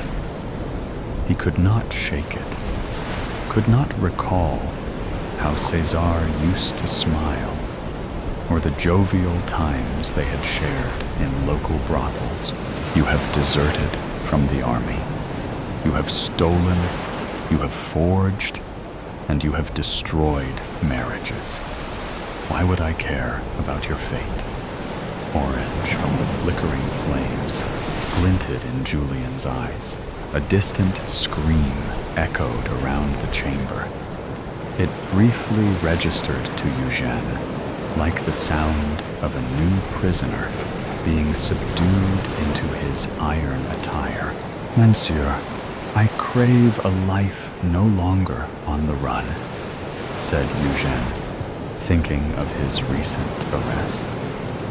His estranged wife, who left him for a soldier, had found him back in Paris and reported him to the gendarmerie. He could never be free while the sins of his past stalked his being. Such is the fate of a criminal. Why would I care about what you crave? You are wasting my time, Julian said, snatching up his cane and smashing it against the stone wall. He stood. Monsieur, s'il vous plaît, let me tell you what I can do for you, so as not to waste any more of your time. Julian pushed out the backs of his jacket and sat carefully on his stool. Proceed. Thieves adore me. Hardened wretches esteem me. I drink and mingle in their circles. I have their trust. I know their hearts. I will gather their secrets and share them with you. We have informants already. Why would I need you, monsieur? I will be the best of them all. Of your informants, do any have as much esteem amongst the other criminals? Of your informants, have any been as cunning as me to escape prison so many times, even dressed as a nun to avoid detection? Sir, I will go to lengths those simpletons could not even imagine imagining. I will be your best informant, monsieur. I know this without a doubt, and I think you do too. I can't trust you, monsieur. When my late father had me arrested as a boy, my fate was sealed. In my mind, I became a criminal. It has taken my whole life to realize he did that out of love. I can be different. I can be of use to society. I can be the man my father knew I could be. I don't know if you can, monsieur. I've seen the end. I've seen my friend's head freed from his body by guillotine. I know that God's grace has all but kept me alive. I will be as devious as I was in crime, but use those skills to catch the criminals and make Paris safer. He shook his head. Just as the rats carry the plague, I fear you spread a vile truth. Monsieur, s'il vous plaît, just give me one last chance. Please. Julian was silent. We will hold off your trial in the morning. But know this, you are one mistake from execution. I want intelligence, actionable intelligence, or you'll be seeing your father sooner than you had imagined.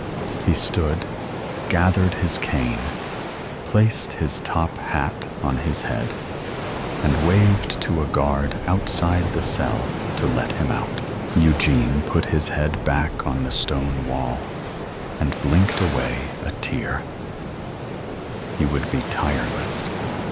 He would be disciplined. He would use the tricks and the cons and the black arts he had learned. It was clear that Julian barely believed what was said, but that was fine, because he knew what was there in his heart. And it was true, and with time, he would prove it. He felt the anger that had fueled his heart for so long start to thaw. The miserable wretch that was his soul felt a flicker of hope. His father had loved him and had wanted him to be the best he could be, no matter how tragically he had tried to teach that lesson. And now he understood that it was only ever a lesson. He could become the man his father knew he could be. The voice thief. Tom, have you ever been in that situation when you are in a serious emergency, but you can't tell anyone? Well, if you have, you might have a similar story to mine. It all happened last year. I was at McDonald's for my best friend's birthday party when it happened. I was just walking around when a man in a Ronald McDonald costume walked past me. He looked at me and said, "Come here, child." Okay, that was a bit weird, and I was now questioning if this really was a man in a suit. So I kept my distance. That made him mad. I said, "Come here, child." He sneered. By this point, I was freaking out. This man was crazy. I had to warn the others. So that was when I did the only thing I could do. I screamed. That is, I tried to scream. Ronald looked at me and grinned. "Do you want your precious voice back?" he asked. I ran, unable to warn anyone of this monster that was all I could do. And now, 1 year on, I still am. Okay, I know you're wondering, what on earth does that have to do with anything?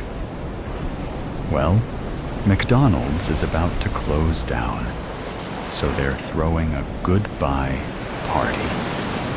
I'm going to go. I know, my first party in a while. There is but one reason I'm going. My voice. I need my voice back. I would give anything just to hear it again.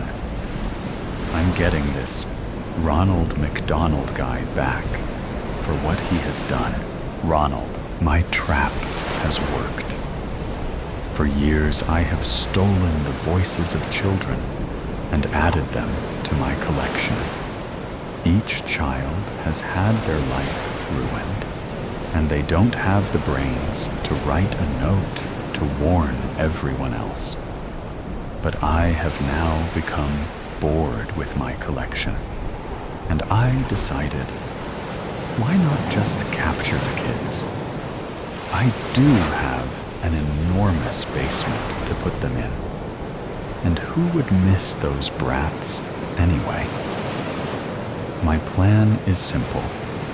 Capture all the kids that go to the throwaway party. Tom, the party is on. There are sales everywhere I look. Kids run around like crazy. I try not to get sidetracked by all the sales, but soon find myself in the queue. That's when I saw him, Ronald McDonald. It was time for revenge. Ronald, I can't believe how dumb this kid is. After I took his voice, he still comes to the party. Oh, well, I guess I'm in luck. So far, I have caught 30 kids. I'm going to give this one a jump scare. Tom, wait. Where on earth did that guy go? I sigh. Maybe I might see him again soon. That's when I felt a tap on my back.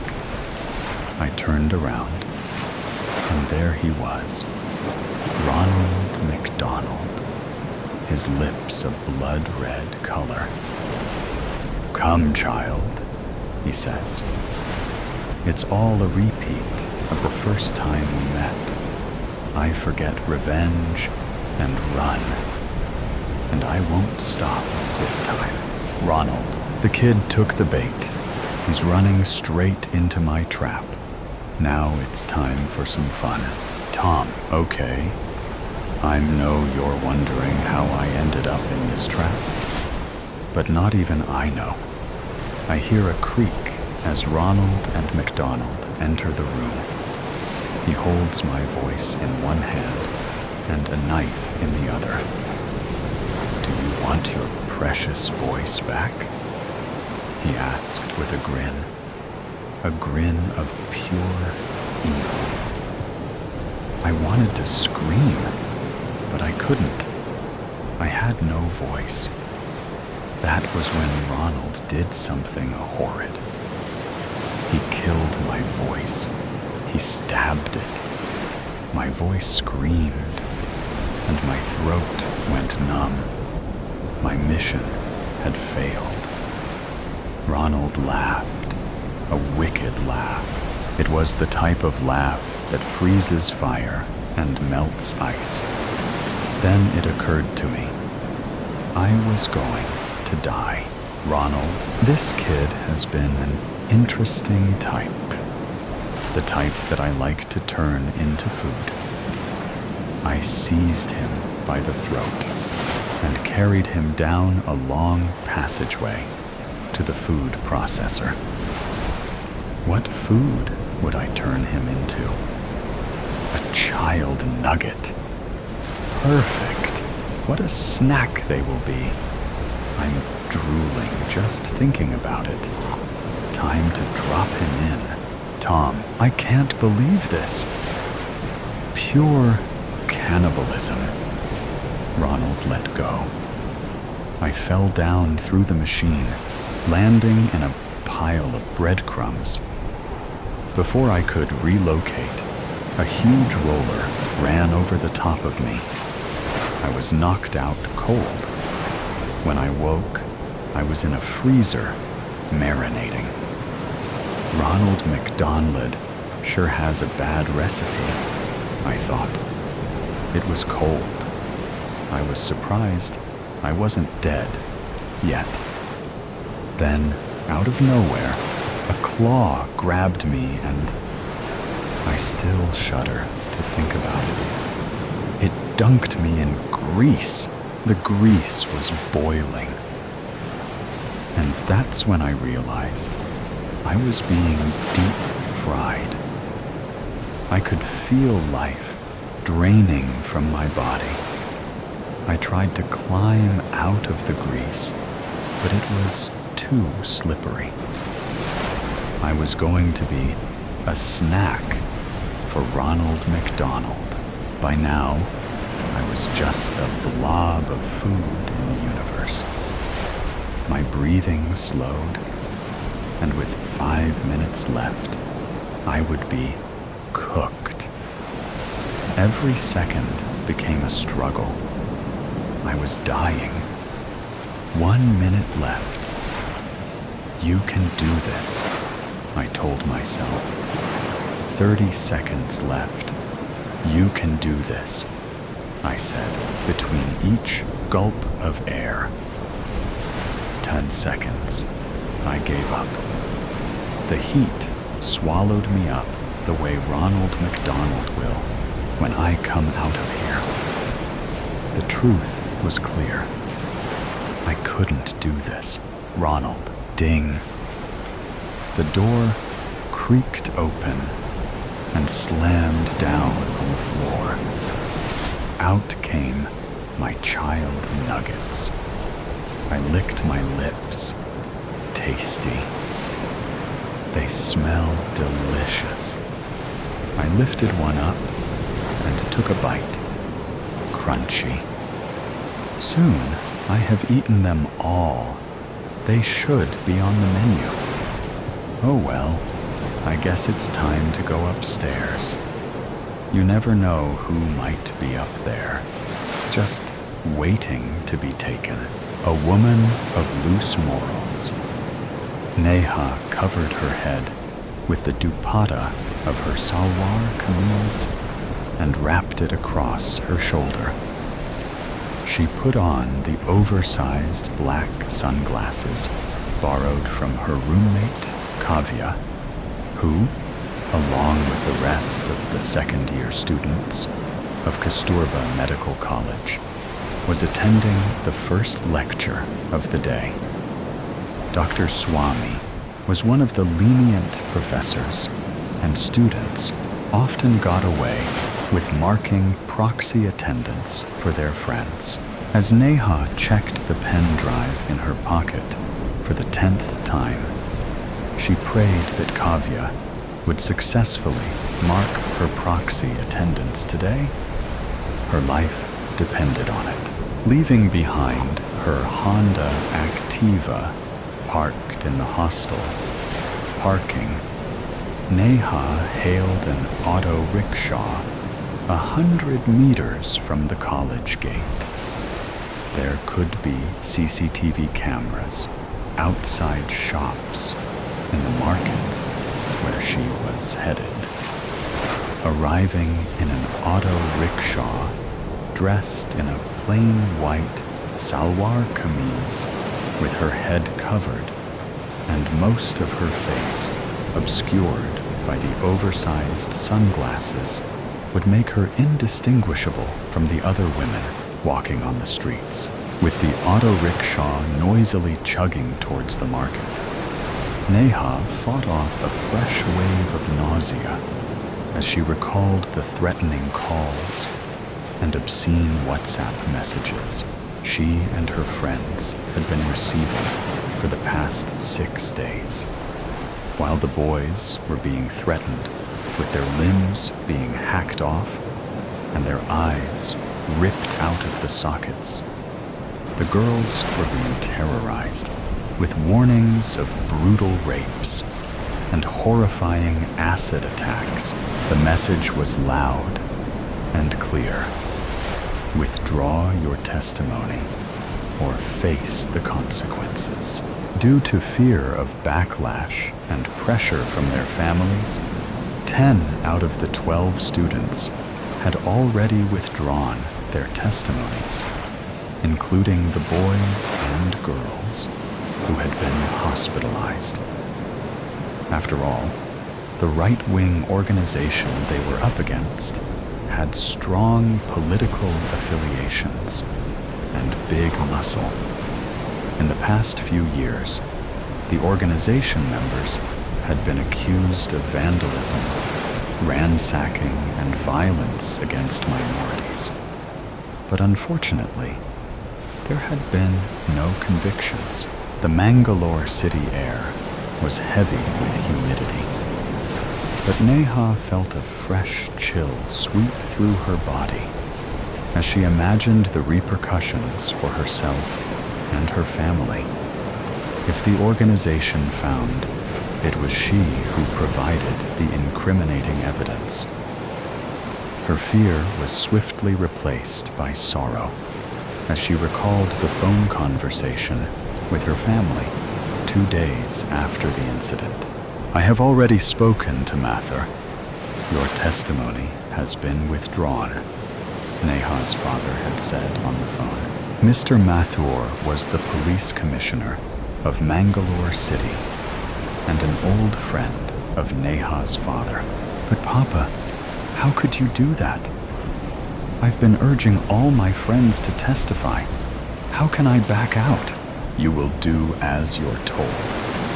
As it is, you've brought shame upon the family." "I have brought shame upon the family." A heavy silence had settled on the phone line.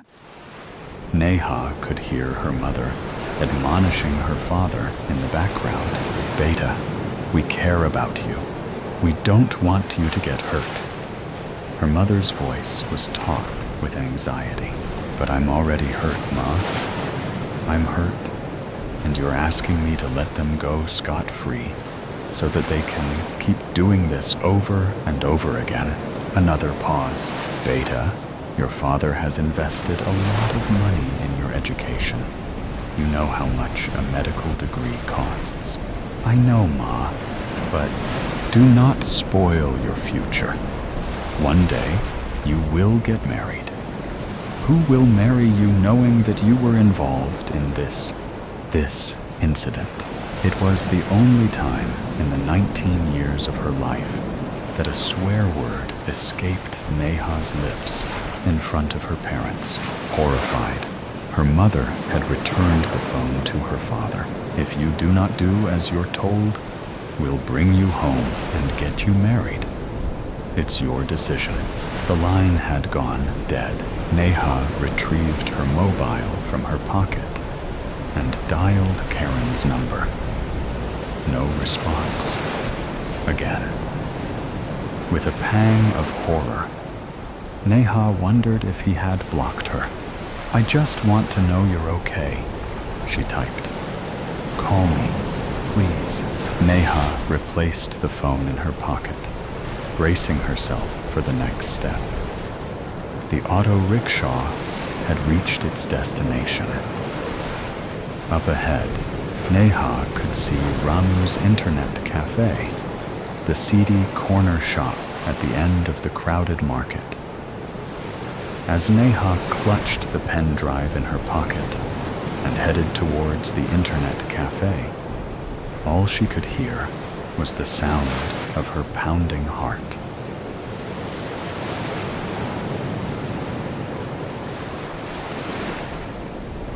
"6 days ago, never have I ever," paused Raj, the lanky second-year student of Kasturba Medical College, had 2 girlfriends, or boyfriends, at the same time, as 4 boys and 2 girls brought their glasses to their lips for a drink. Neha sighed. This game was turning out to be duller than she'd imagined. It was either that, or she'd led a pretty boring life up to now, because her drink lay untouched on the table. Neha had never kissed in public. In fact, never kissed at all. Never smoked a cigarette. Never flunked an exam. Never cheated on a test. Never smoked a joint. Never sang or danced in public. Never traveled to a foreign country. Heck, this was the farthest she'd been from her home in New Delhi.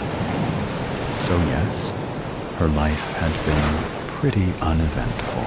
Neha's eyes were drawn again to Karen, sitting across the round table, the colored disco lights from the dance floor brightening his face in all sorts of delightful ways.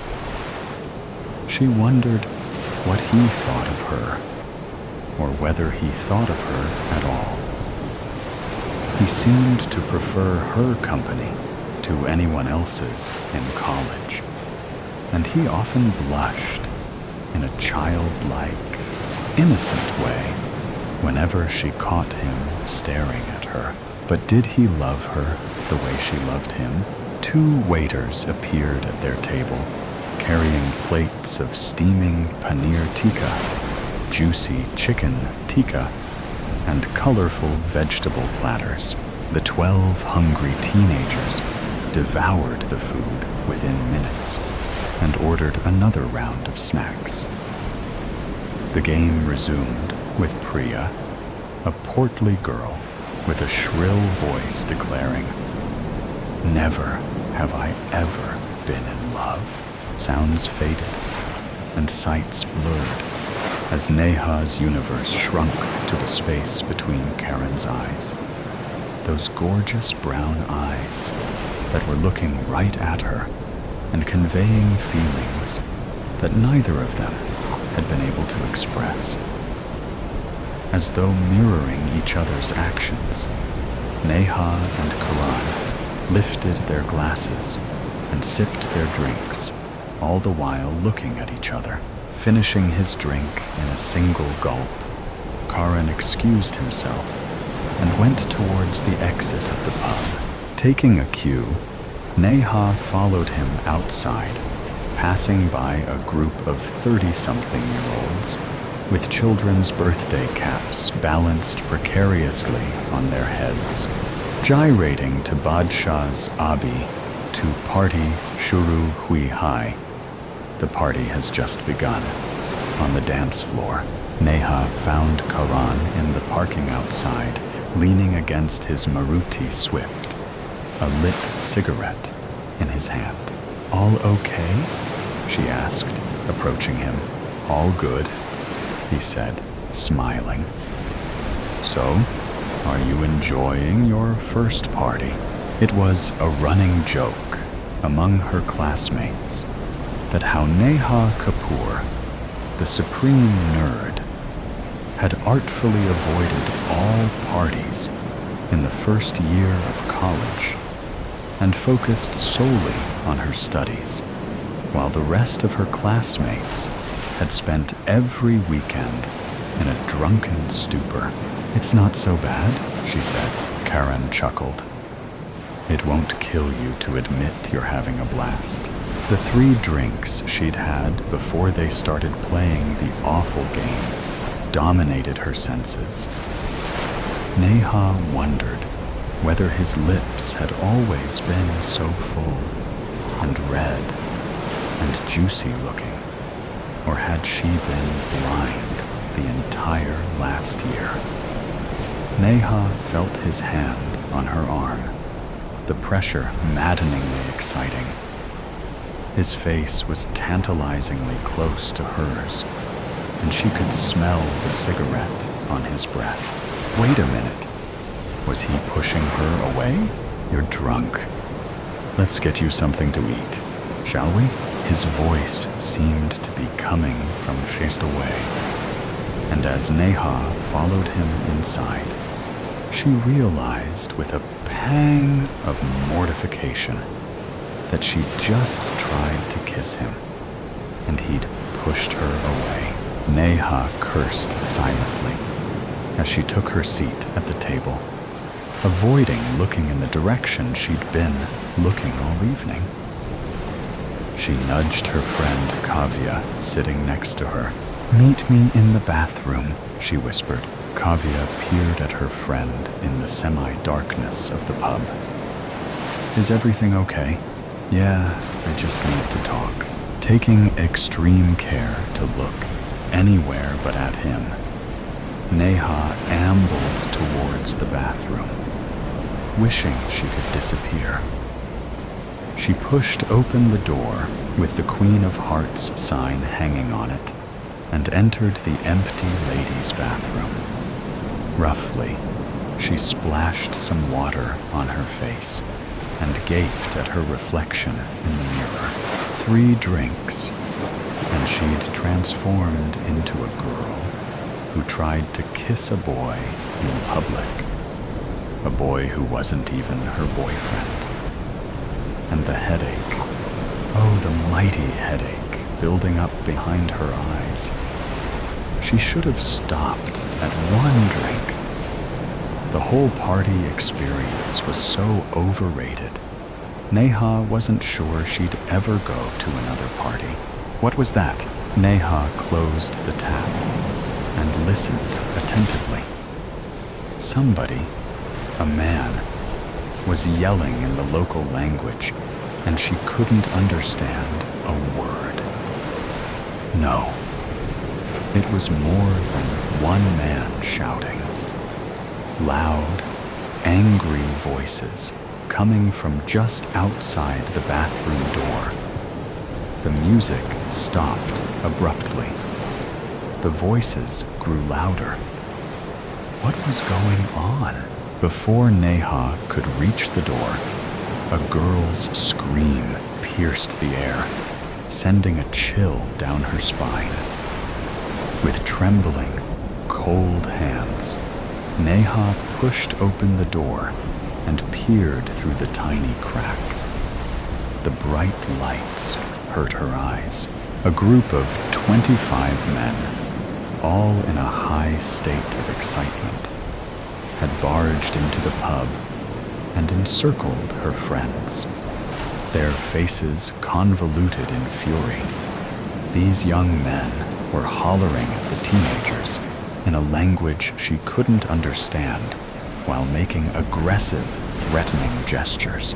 All Neha could catch were the words drinking, smoking, girls, and loose morals. The second-year male students had formed a circle around the 4 girls, who huddled together in the center, terrified, while the group of belligerent men hurled abuses at them. Neha watched in horror as one of the men punched Karan on the nose. He stumbled backwards, holding his bleeding nose. It was at that precise moment that pandemonium erupted, with first flying through the air, crushing and snapping and breaking bones, a congealed mass of humanity, shoving and yelling and crying, heads and limbs sticking out at grotesque angles. Neha tore her gaze away to look for the staff of the pub, the manager, somebody who could help, but there was nobody in sight. The older partygoers seemed to have fled, leaving the teenagers at the mercy of these goons, trying to be inconspicuous.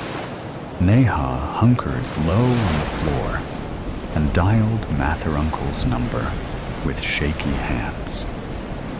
It was 11:05 p.m. Mathur-uncle picked up on the 3rd ring.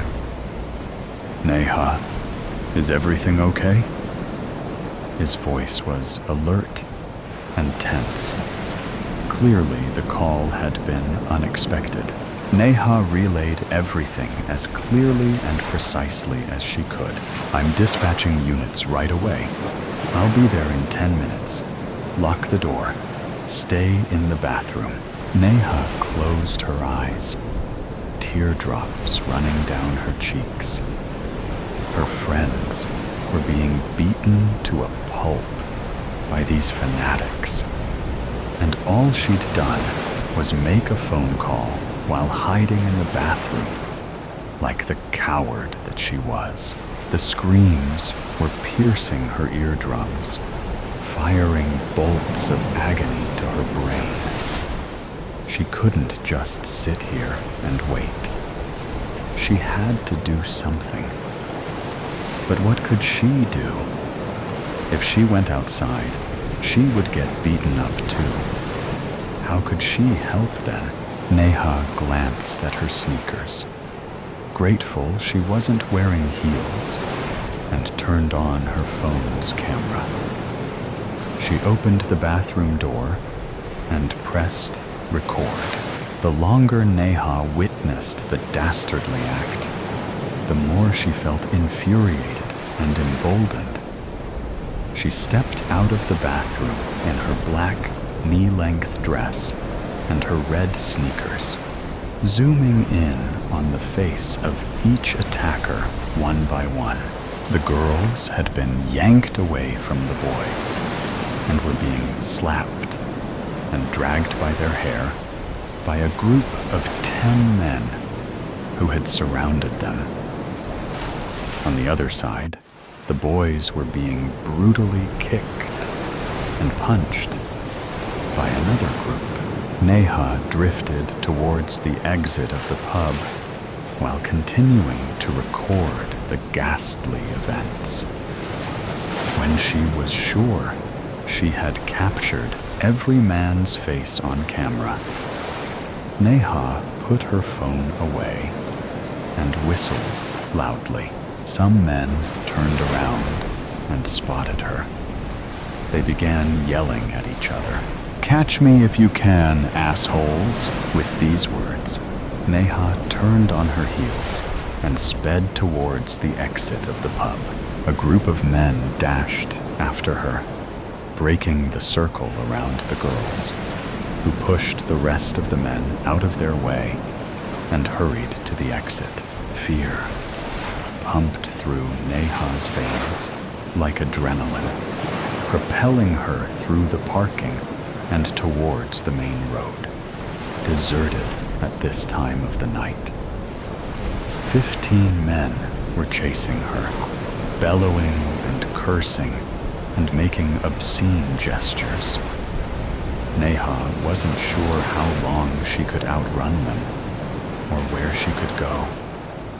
Her college was 6 kilometers away, and even if she ran all that distance, she didn't think her pursuers would stop at the gate as Neha turned left at a traffic signal. She could hear the police siren blaring, and just a moment later, the headlights of 2 police jeeps blinded her. She paused and spun around to see that the men had stopped, turned 180 degrees, and were now running away from her and the police jeeps.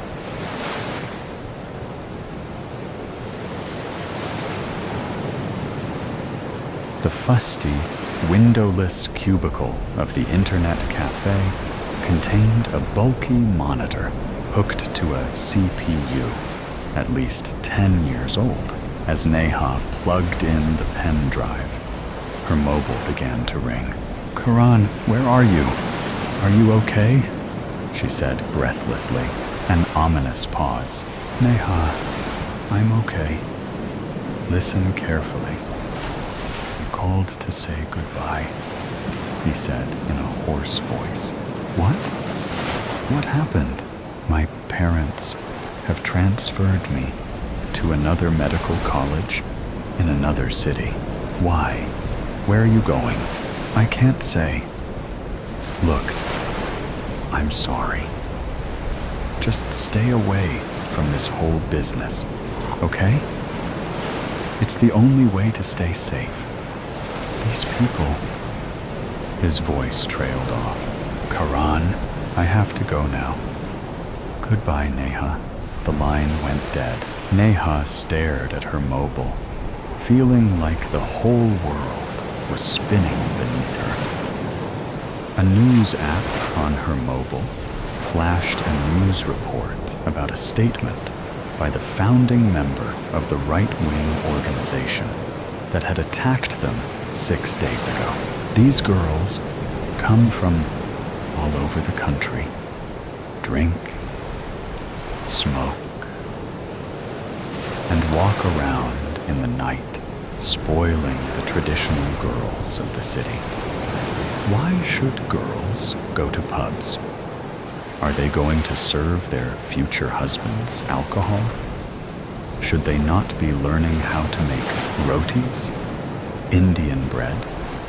Pubs and bars should be for men only. We wanted to make sure that all the women in the city are home by 7 p.m. Neha gaped at her phone in mute disbelief. The computer screen prompted her to create a new account. It was the anonymous account through which she intended to upload the video and broadcast it. Neha brought her hands to the keyboard and began typing the account name. A woman of loose morals.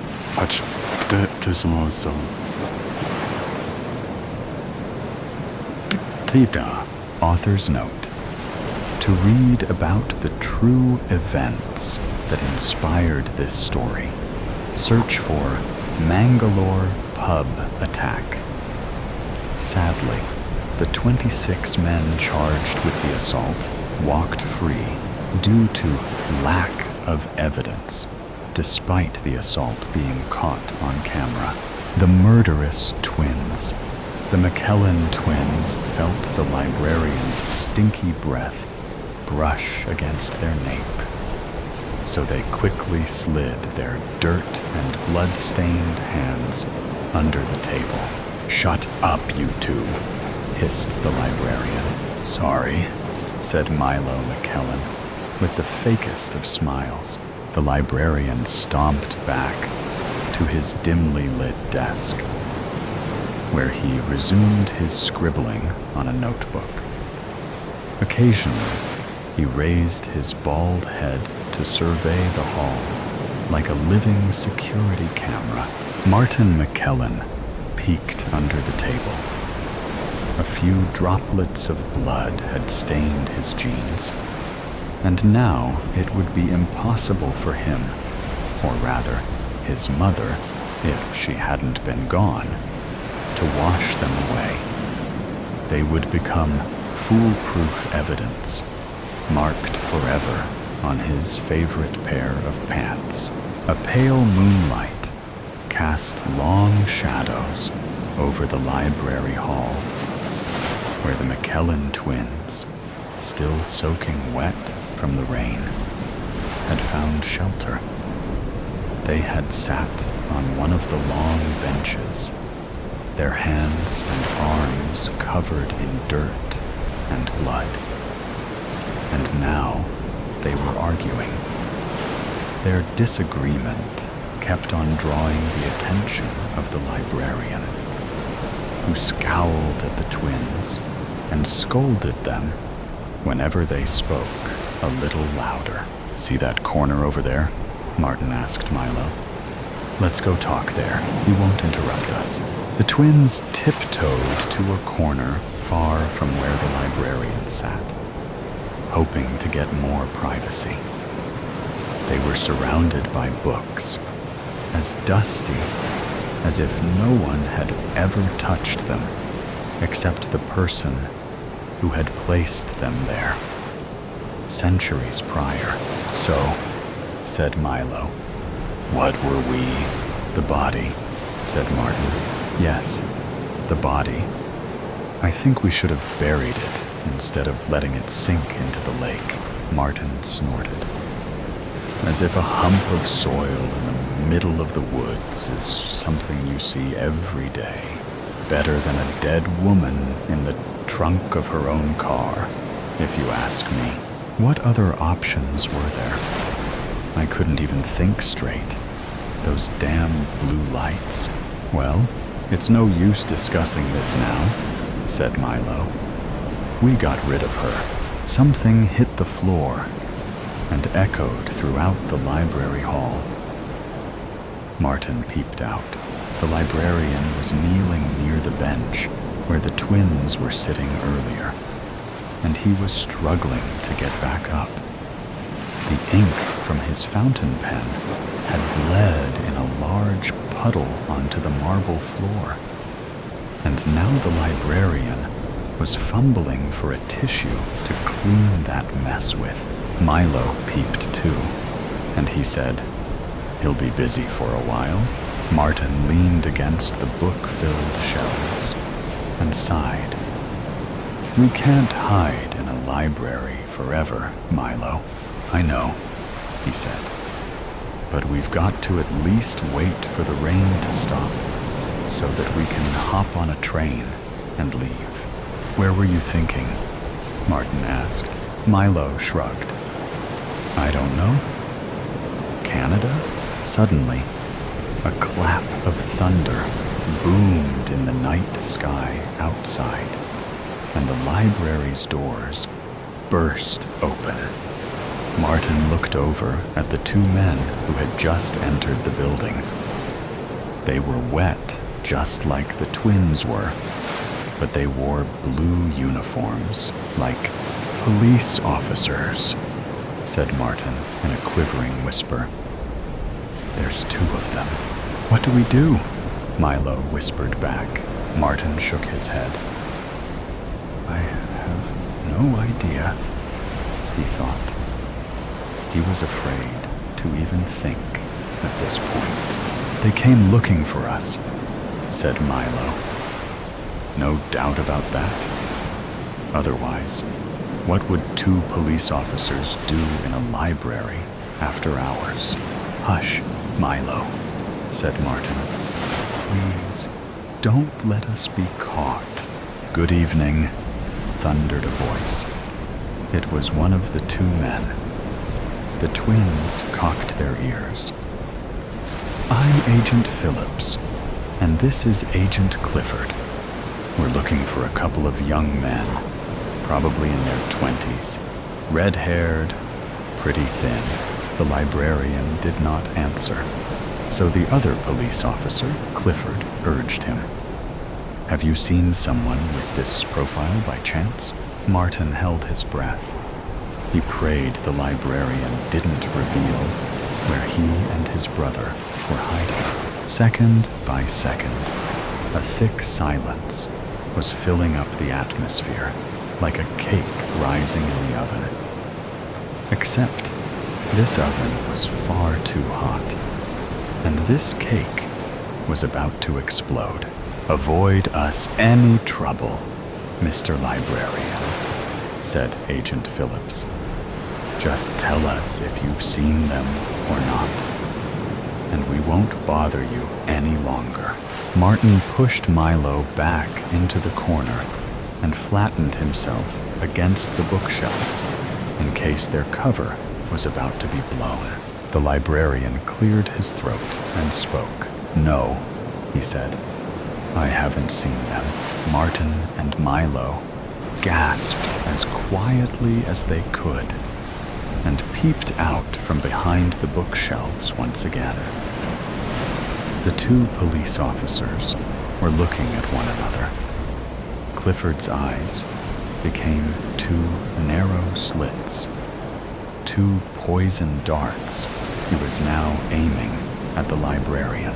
"Are you sure?" said the agent. "Sure," said the librarian, trying to sound more sure than he was. "Very well," said Agent Phillips, nudging at Clifford. "Sorry to have disturbed you. We'll leave you now." But Clifford turned and pointed at the bench where the twins were sitting earlier. Under it, there was a mess of paper tissues and ink. And, "Look," said Martin to his brother. "The blood is gone." Milo looked down at the blood on his hands, by now dry, and then over at the bench. "What blood, Martin?" "When I hid my hands under the table, I spilled blood everywhere, on my jeans, on the floor." Clifford's voice boomed once again. "What's that over there, Mr. Librarian?" Agent Phillips grabbed his colleague by his arm. "Let's stop it here, Ben. He says he hasn't seen them." Clifford broke free of Phillips' grip and fetched the heap of stained paper from the ground. He marched back to the librarian's desk, where the poor man was standing still, but frail, like a clay statue. Clifford unfolded one tissue and slammed it on the librarian's desk. It was stained with large blotches of blood. "What about this, Mr. Librarian?" Clifford scoffed. "Been dabbing the floor all night long, haven't you?" The librarian didn't move a muscle. He just stared at the stained tissue. "These kids have slaughtered their mother," Clifford roared. For a moment, all the books in the library seemed to have teetered, like there had been a severe but rapid earth tremor. "Clifford, calm down now," Agent Phillips commanded. He turned to the librarian. "Tell us the truth, sir. As you can see, this is pretty urgent." The librarian slowly pointed his index finger at the corner where the twins were hiding. Milo gulped, and Martin stopped breathing altogether. The two police officers looked at one another one last time. Agent Clifford pulled out 2 pairs of handcuffs, and Phillips led the way. When they reached the darkened corner, where the twins were supposed to be hiding, though, there were only rows of shelves full of dusty tomes to welcome them. How to rob a library. Harry was ready. Harry hated books. The plan was simple. If he robbed the library, there would be no books to read. No books equals no library. Even if the library wanted to buy new books, they would have no place to put them. Phase 10 of the plan was to burn the library to the ground. The mission was ready to go. Phase 1. Knock out any guards. You will need a fry pan and 2 ropes. The guards wouldn't stand a chance. There were only 2 of them anyway. What harm could they do? The answer to that was a lot of damage. The guards had been trained in the martial arts, so if you stood in their way, you were burnt toast. Good thing Harry wasn't bred, or the mission would be even more difficult. He slowly crept through the bushes, holding his fry pan in one hand and the rope in the other. Soon he saw a light getting close. A guard was coming. Piece of cake, Harry thought. This was going to be fun. Ding! The guard fell down to the floor, so he was tied to a tree. One down, one to go. Slowly, Harry crept out of the bushes and looked around. Where was the guard? "Hey, you! Stop right there!" called a voice from behind him. Time for real fun. Harry swung the fry pan through the air, and with a thunk, it came to rest on the guard's head. Thud. Time for Phase 2 of the plan. Phase 2. Disable the security cameras. You will need the pickaxe to be sure that no one found him out tomorrow. Harry would have to hide a lot of evidence, like knocking out the guards. All he had to do was smash all the cameras around him. There were about 20 of them scattered around the place. Number 1. Harry threw the pickaxe through the air. Bullseye. Number 2. It spotted him before he saw it, but no evidence remains now. Number 3, 4, 5, 6. Too easy. Number 7. Whoever designed this must have thought that 1-year-olds were the only criminals around. The rest were too easy to be recorded. Time for Phase 3. Phase 3. Shoot a window on the top floor of the library. You will need a gun. Harry took a deep breath. He got 1 shot at this. That was all. If he missed, he would have to reshoot. Then it would be more likely people had heard the shots and come to invigilate. Ready, aim, fire. Bang. Smash. The shot couldn't have been better. The window shattered instantly. Time for Phase 4. Phase 4. Climb up the library. Don't do with adult supervision. You will need a rope. Harry took a deep breath. It was time to climb. Using all of his force, he threw the rope up to the smashed window. Then he began to climb up the library. Error in the plan. It has recently rained, and the building is now very slippery. There was no safety gear added to the list. A slip will result in being in a coffin. Harry was about halfway up the 10-meter-high building when the error came into place. He tried to take another step. He slipped and fell. Luckily, he grabbed the rope just in time, so he got away with just a few scratches. So much for a library being a safe place for kids, he thought.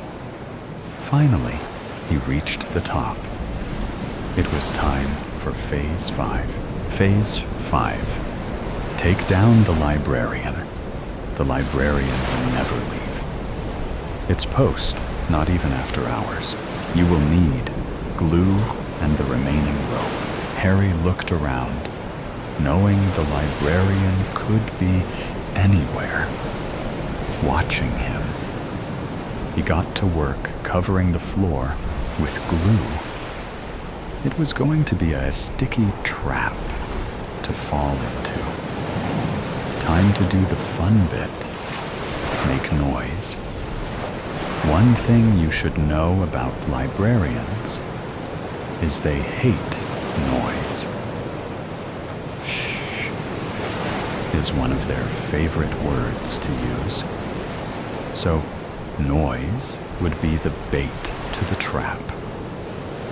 Harry counted to 3, and then, boom. He rejected at the top of his voice. A second later, he heard footsteps coming towards him.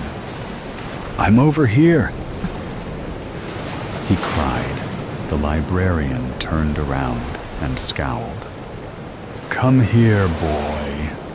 She yielded, taking a step forward. Squelch. She soon found herself glued to the floor. Now it was time to tie her up, just for the fun of it. Time for Phase 6. Phase 6. Rob the books. You will need a sack. Harry did that immediately, so I won't record that. Phase 7. Get ready to set the fire. You will need some of the stolen goods and petrol. Fun was rising in Harry's soul. Time to get ready for the fire. He walked up to the tied librarian and grinned. Then he ripped some of the books to shreds. Then he sprinkled them all around the room. That was just the beginning. Time for the petrol. Harry ran around the room, pouring it everywhere. The librarian looked furious.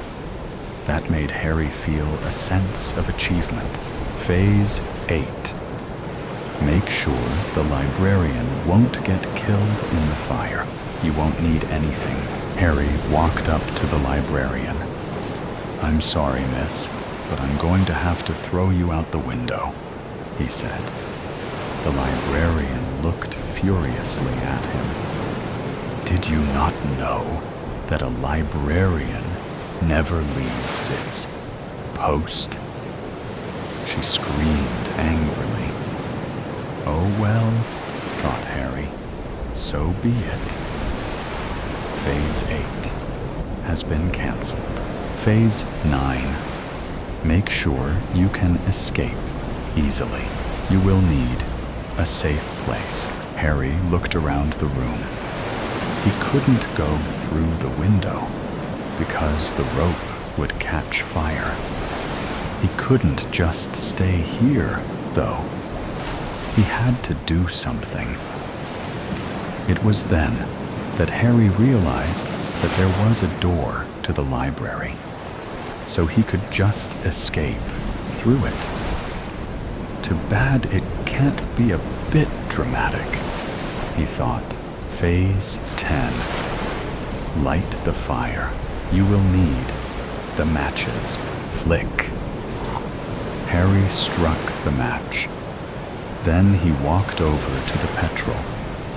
Then he set the fire. He now had just 3 minutes to escape. Fire was already everywhere the eye could see. It was time for the next phase. Phase 11. Escape the library.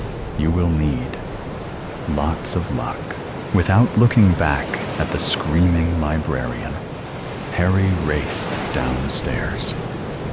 The fire chased him the whole way. It didn't stop until Harry wasn't out of the library. By now, the building was alight in the darkness, so the firemen and police would be here. Phase 12. Throw the sack of books in the river. You will need the sack of books. Harry raced down to the cold, dark river. It was time to get rid of the books. Without hesitation, he threw the books into the murky depths. He smiled as he watched them go. Phase 13. Act innocent. Sirens wailed as the police came to the scene. Time to do the job.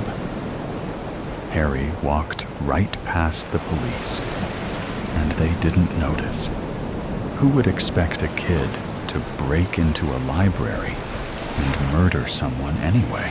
For more information on how to do damage, please go to your local library, if it hasn't been burnt down, and find more of our how-to guides. My dad's a killer? Hey, I'm gonna be home just a little bit late tonight. I'm running by the library, I tell Mason through the phone. Mason's my boyfriend of 5 years on Tuesday. Okay, no worries. See you when you get home.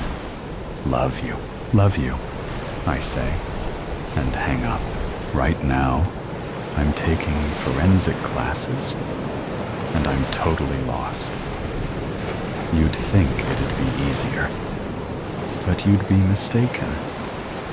So, I'm on my way to get a forensics for dummy book. My mom says this is the right path for me, and I should stick with it though. She says my dad would really proud too. He was killed when I was 2. He was shot. I get out of the car and start walking into the library. This library is probably the nicest ones you could come across. It's tall and futuristic looking, completely glass, and has this huge tree in front, like the circle of life tree from the Lion King. That's why I call it the Lion King Library. It's special. Mrs. Darcy, the head librarian, greets me. She's a funny little thing. Fierce, too. "What are you looking for, doll?" she asks. "Forensics for dummies. Could you point me to the crime section, please?" "Ah, right around the corner," she answers, pointing. "Thank you, Mrs. Darcy," I say, and walk towards the section. When I get to the shelves, there are hundreds and hundreds of books, some talking about mass killers and other talking about the victims. I run my fingers across the spines and look at all the titles. How to stop a killer. Wonder how promising that is. Another one says, "Behind the scenes of the FBI." That sounds interesting. I grab it and knock 3 books off the shelf, and it echoes. This is embarrassing. I grab the books I knock over and reach to out them on the shelf, but one catches my eye. Is that my dad's name? Is that him? On this book? I look at the title. I'm stopped in my tracks, and I can feel the color bleeding from my face. Inside the mind of the Carter Brooks, the killer we all know. What? I am holding the books in my hands, and I can't stop shaking. My dad's a killer? My breathing's gone heavy, and I can feel the hit tears running down my cheeks. I didn't know this. What? I'm in shock. My dad? A killer? I look at the back, and I see more pictures of him, and I go into a complete sob. My dad was a killer, and I find out this way? From a book that I knocked off a shelf? In a library in the middle of Utah? Should I look through it? I sit down with my back facing against the shelf. I open up to the first chapter. His drive. I put this down. I can't read this, but I owe it to myself, right? I pause and just stare at the book. This isn't real. It can't be. He died from a shooting. He was the victim. After 30 minutes of sitting here, flipping, and looking through the pages, I'm completely hurt. Why didn't I know any of this? I've learned he killed 20 people and was taken away from his family, us. And apparently, we meant everything to him. I need to call my mom. I get my phone and let her ring. "Mom?" I say. You can hear the hurt in my voice. I don't know how I'm going to tell her, but she knows. Why didn't she tell me? "Honey, what happened?" Mom, I'm at the library, and I've found his book about Dad. I struggle getting through the sentence. She gasps. "What? Why didn't you tell me? How didn't I find out?" "Maddie, what does the book say?" "I haven't read a lot of it." "Mom?" "Yeah? I want to come over, and I want you to tell me everything." "Yeah, okay, that's fine. Dinner will be ready when you get here." I hang up. My hands still haven't stopped shaking. Should I really be mad about her not telling me? The guilt and hurt I would be feeling from knowing would have ruined me. I can't be mad, but I'm upset. I'm being calm about this. I'm not blowing up. But I should have known. At least some of it. Not all the details. I called Mason and let him know that I'll be home late. I told him my mom wanted me over for her church group. I can't tell him about this right now. Ciao. I pull into her driveway and sit in my car for a second. I'm bracing myself. I'm in shock right now. I know it will hit me tomorrow and hurt more. I get and walk up to her porch. I knock 3 times. She comes to the door immediately, and she has tear-stained cheeks. We can sit at the table. Did you bring the book? She says, leading me to her table. I nod. I'm saving my breath. I pull the book out of my purse and lay it out in front of her. Her eyes get glossy again. What do you want to know first? She asks. How did I not find out from anyone? Not on the news, family, close friends. And why? Money. Grandma paid everyone for you not to find out. She takes my hand. You have to understand, it was for you protecting. We didn't want you living with fear or hurt constantly.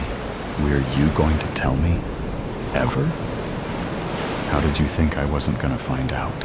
You were going to find out at some point. I always knew that. Hate me for this. But I didn't want to have to tell you. I thought since it was 40 years ago, you wouldn't see things like this. She says, gestures to the book. Why did he do it? He was angry. So he killed people? He was angry. So he killed people? Did he hurt you? I add. She shakes her head. No, he never laid a hand on anyone he loved.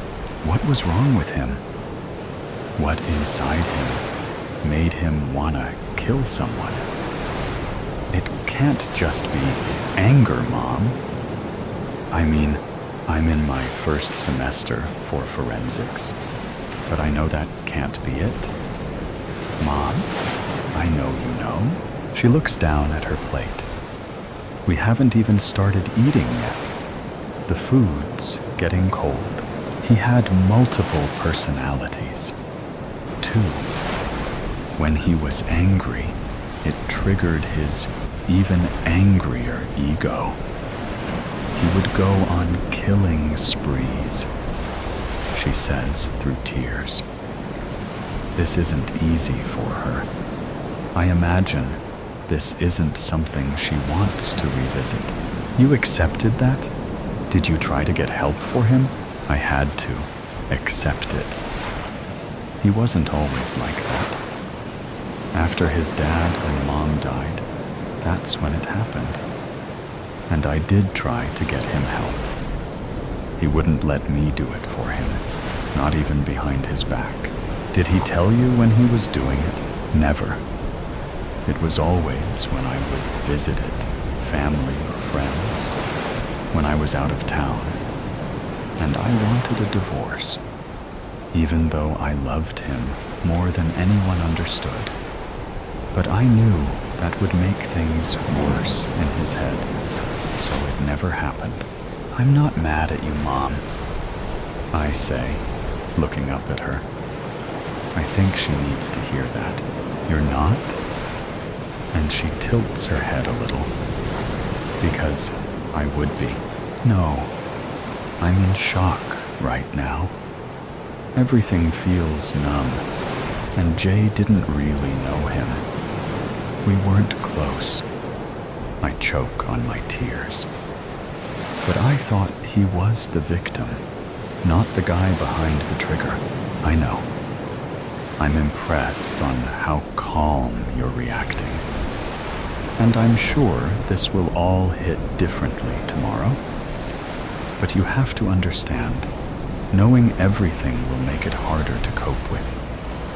Now that you know, I think we should save the details. I know you came here for answers. When it's time, I can dish them to you, but not in one night. That's not right to you. She says, I know she's right.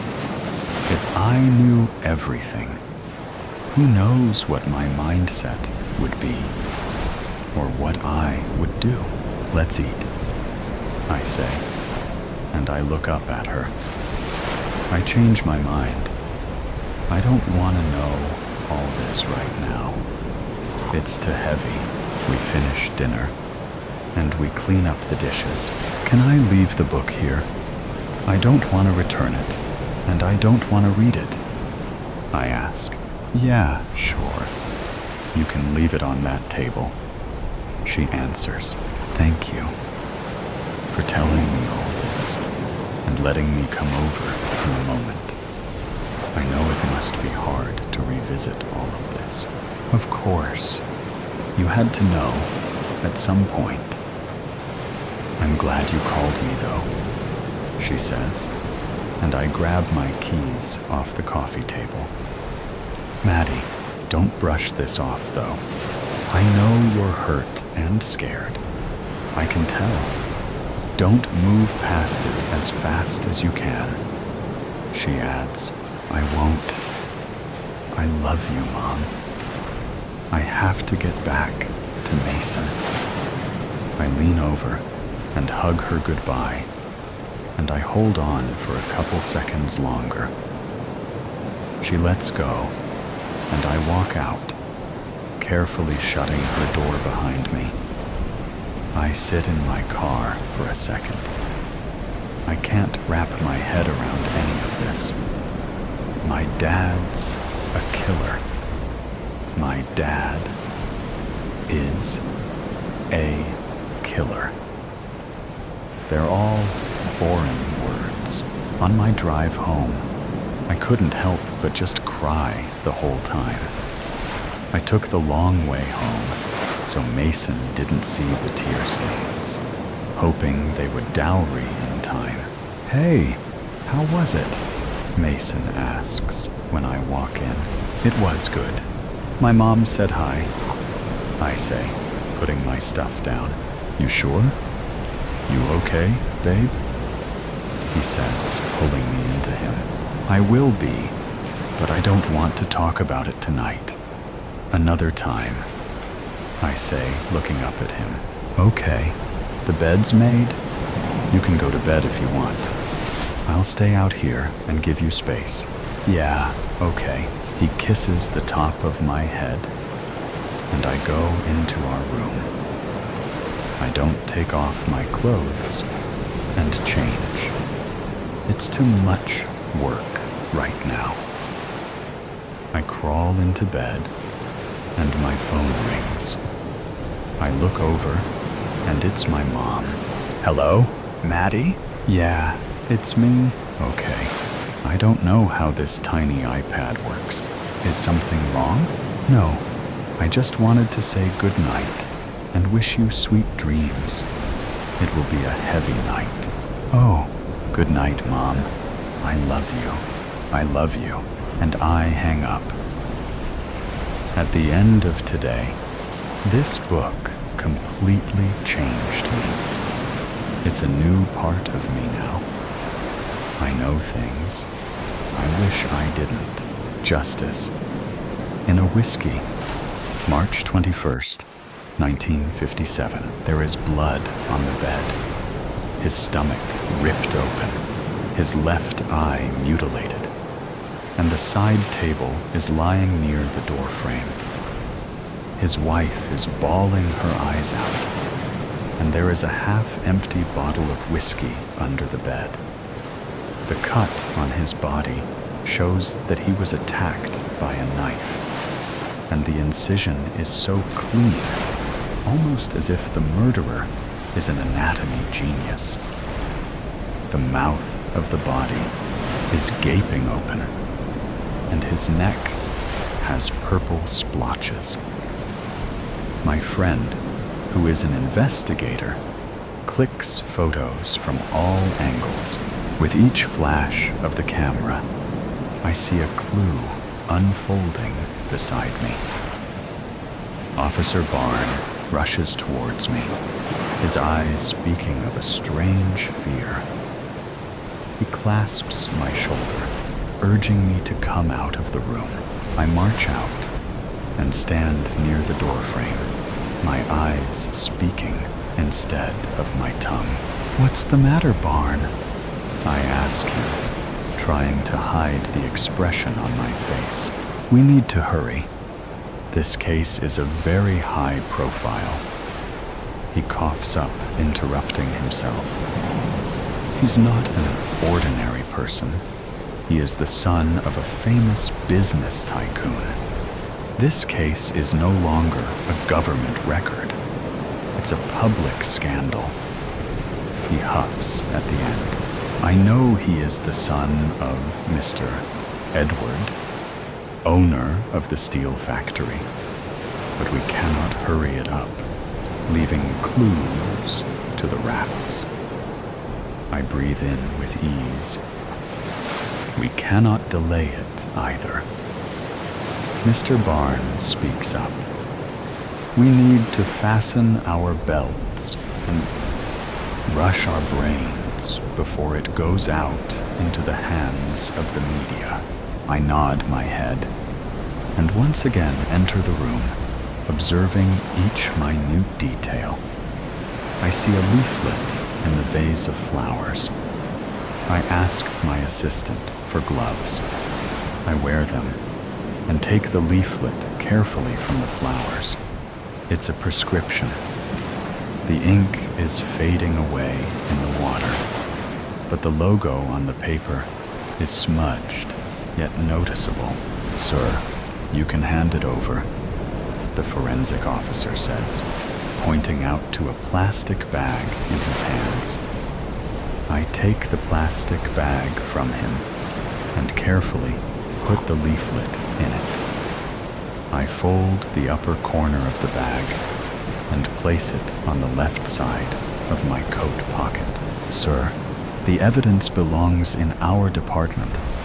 I beg your pardon, but you have to hand it over to us." The forensic officer pleads with his eyes and places out his arm. "Even I have a small lab at my home. I would love to personally investigate in my space." I boldly put my statement forward. "I wish you could do that, sir. But since the case is high profile, we have to follow all the orders from our seniors and judiciary. I can't help you this time. I would love your cooperation more."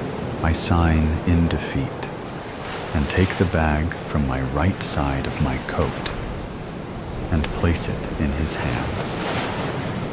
He bows his head in respect and leaves the place. I go into the drawing room where the wife of the victim is present. She has a lilac handkerchief in her hands and is wearing a black dress. Her eyes are red due to the constant crying, and her cheeks are soaked in due to her tears. She's surrounded by her neighbors and friends. I tell them to depart soon, to push my investigation forward. Everybody leaves, and Catherine gathers herself, aligning her back with her body. I sit a few inches apart from her, observing her delicate little hands, which no longer has the burden of the band. "Miss Catherine, sorry for your loss. I know the departure of your husband is so unexpected, and I could understand your sorrow." She sobbed a little and quivered her lips. "I hope my husband gets justice, sir. That's all I want. I want the culprit dead." Her eyes blazing with anger and deep sorrow. I take her hand in mine and say to her with a coy smile, "That will soon happen. I promise you." I could feel the coldness of the plastic in our hands. A week before, I could not take my eyes away from the bruise, which was on Catherine's left elbow. The wound itself is telling the backstory of its origin. She lifts my chin, directing my eyes towards her. Her hands were cold, and her little finger was swollen. Her eyes were dull, with no light or joy. "You called me here for something?" She questions me with disgrace and disregard. "Yeah, so I am going to dive in for cooking. You know, learning a few basic skills and recipes." I laugh at my lie and take out the tray of knives. "So, what are you starting with?" Her voice is cold like ice, and her eyes tired. She has a small brown patch near her eyelid, hinting at her life. I immediately try to distract myself from the bruise by balling my fists and digging my fingernails into my palms. I think with the stomach, cleaning and cutting will be far easier from here, I say, pointing out to the featherless chicken on the table. "That's interesting. So, what help do you need from me?" Catherine asks me. "Well, I don't know about the cleaning and cutting. Like, see this butler's knives? It's too big for the work. We don't need this, but this." I point out to the medium-sized scalpel with a sharp edge. "I think this will do. Precision cut and less mess." She nods her head, and a slow smile rises across her square face. Even I think so. I loved the way she smiled, always. By the way, have you read the 10th chapter of Volume 1 of Anatomy? I ask her, with my eyes focused on the scalpel. 3 weeks earlier. I always flunked chemistry. Thanks to you, otherwise I would be a technician in a hospital. I pass a gentle smile to Catherine. I don't know about the academics' chemistry, but your reaction with women was always volatile. She taunts with me, her gentle smile. Not all, only with one. But that reaction became highly toxic for everybody. Hearing my sharp words, her smile disappeared. I hate for causing an explosion in that research. If I had focused on one chemical, then my life would not have been so volatile. Her voice sounded disapproved. I miss my compound too. I sigh with disbelief. She turns away from her face and wipes her tears. I know it's so tough for her to gather the courage daily and to chalk out the plan. I try to lighten the mood surrounding us. The movie makers are so hypocrites, I shout. What? She turns around, but does not see me in the eye. They always show that when you place the chloroform on someone's face, the person instantly passes out. But it's not true. A person at least requires 15 minutes of continuous exposure for passing out to its fullest. Movies are for entertainment not for knowledge, we say in unison. Out-timing makes me laugh, and she laughs seeing me laugh. By the way, Catherine, I want to say you an amazing fact. Do you know, whiskey and chloroform have the same taste? She finally sees me in the eye and smiles. Now I know. And laughs like a small hyena. 4 weeks earlier, the church is calm, and the benches are clean. It's Monday, hence the absence of people seems relevant. I smell the candles burning and could hear the faint sobbing from the room of confession. I walk towards it and open the stall. It was empty, but the nearby stall wasn't. I rotate my head around to see anyone's presence and finally steps in. Feeling the presence of my space, the sobbing discontinued. It's the result of my sin. If I hadn't cheated the person who loved me the most and did not break his heart, this would have never happened. Her voice breaks down, and through the thin mesh, I could guess her marble hands wiping the tears away from her face. The result, or the outcome of your sin, depends on the Lord itself. It's you and me who have the final decision. I have forgiven you already.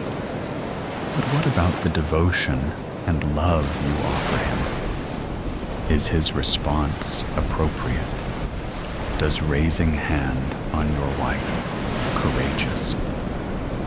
I sigh in dismay. But what are we going to do? Do you think your plan is proper? She questions my intentions. The law won't help us. His hands are long, and their pockets are full with his money.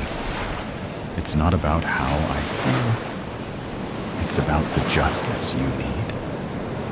I face her across the mesh, digging my fingernails in my palm. I won't lose you because of somebody's treatment. I choke down my tears. She stands across the mesh, placing her hand on it. I do the same. A month ago, sir, there is a woman. She is stating emergency and needs urgent observation. Will you come soon? The nurse hurried her sentences. Can you call another doctor? I have completed my hours. I pack my suitcase and turn to leave. She says it's matter of life and death, sir. The nurses exclaim. Okay, fine. Only 15 minutes. Then transfer her case to Dr. Edmund. I wipe the sweat on my forehead and put on my white coat. Sometimes the Hippocratic oath becomes the death of me. I go to the patient's cubicle. I am in no mood to observe the patient. I remove the board placed near the bed and read the symptoms taken by the nurse. Internal bleeding in the cervix, partially choked, bruises on hand and near the eyes, lower lip cut, fracture on the wrist. Miss, when did this happen? And how can we aid you? I reply bluntly. My energy is on brink of exhaustion and pushed to my limits. A pale, cold hand catches my wrist, and a humble voice reaches my ear. Just forgive me, will you? My ears recognize it, and when I see her face, the blood in my body stills. I catch her limp hand and shout, Catherine. Tears were flowing down her eyes, and her face had lost the life and sunshine she had. All she could do was clasp my hand with more force. I kiss her knuckles and run my fingers lightly on the bruises. Seeing her in this state, my mind rattles. I clench my teeth, and tears of anger rush down my cheeks. "Who did this to you?" I ask her, trying to mask my anger.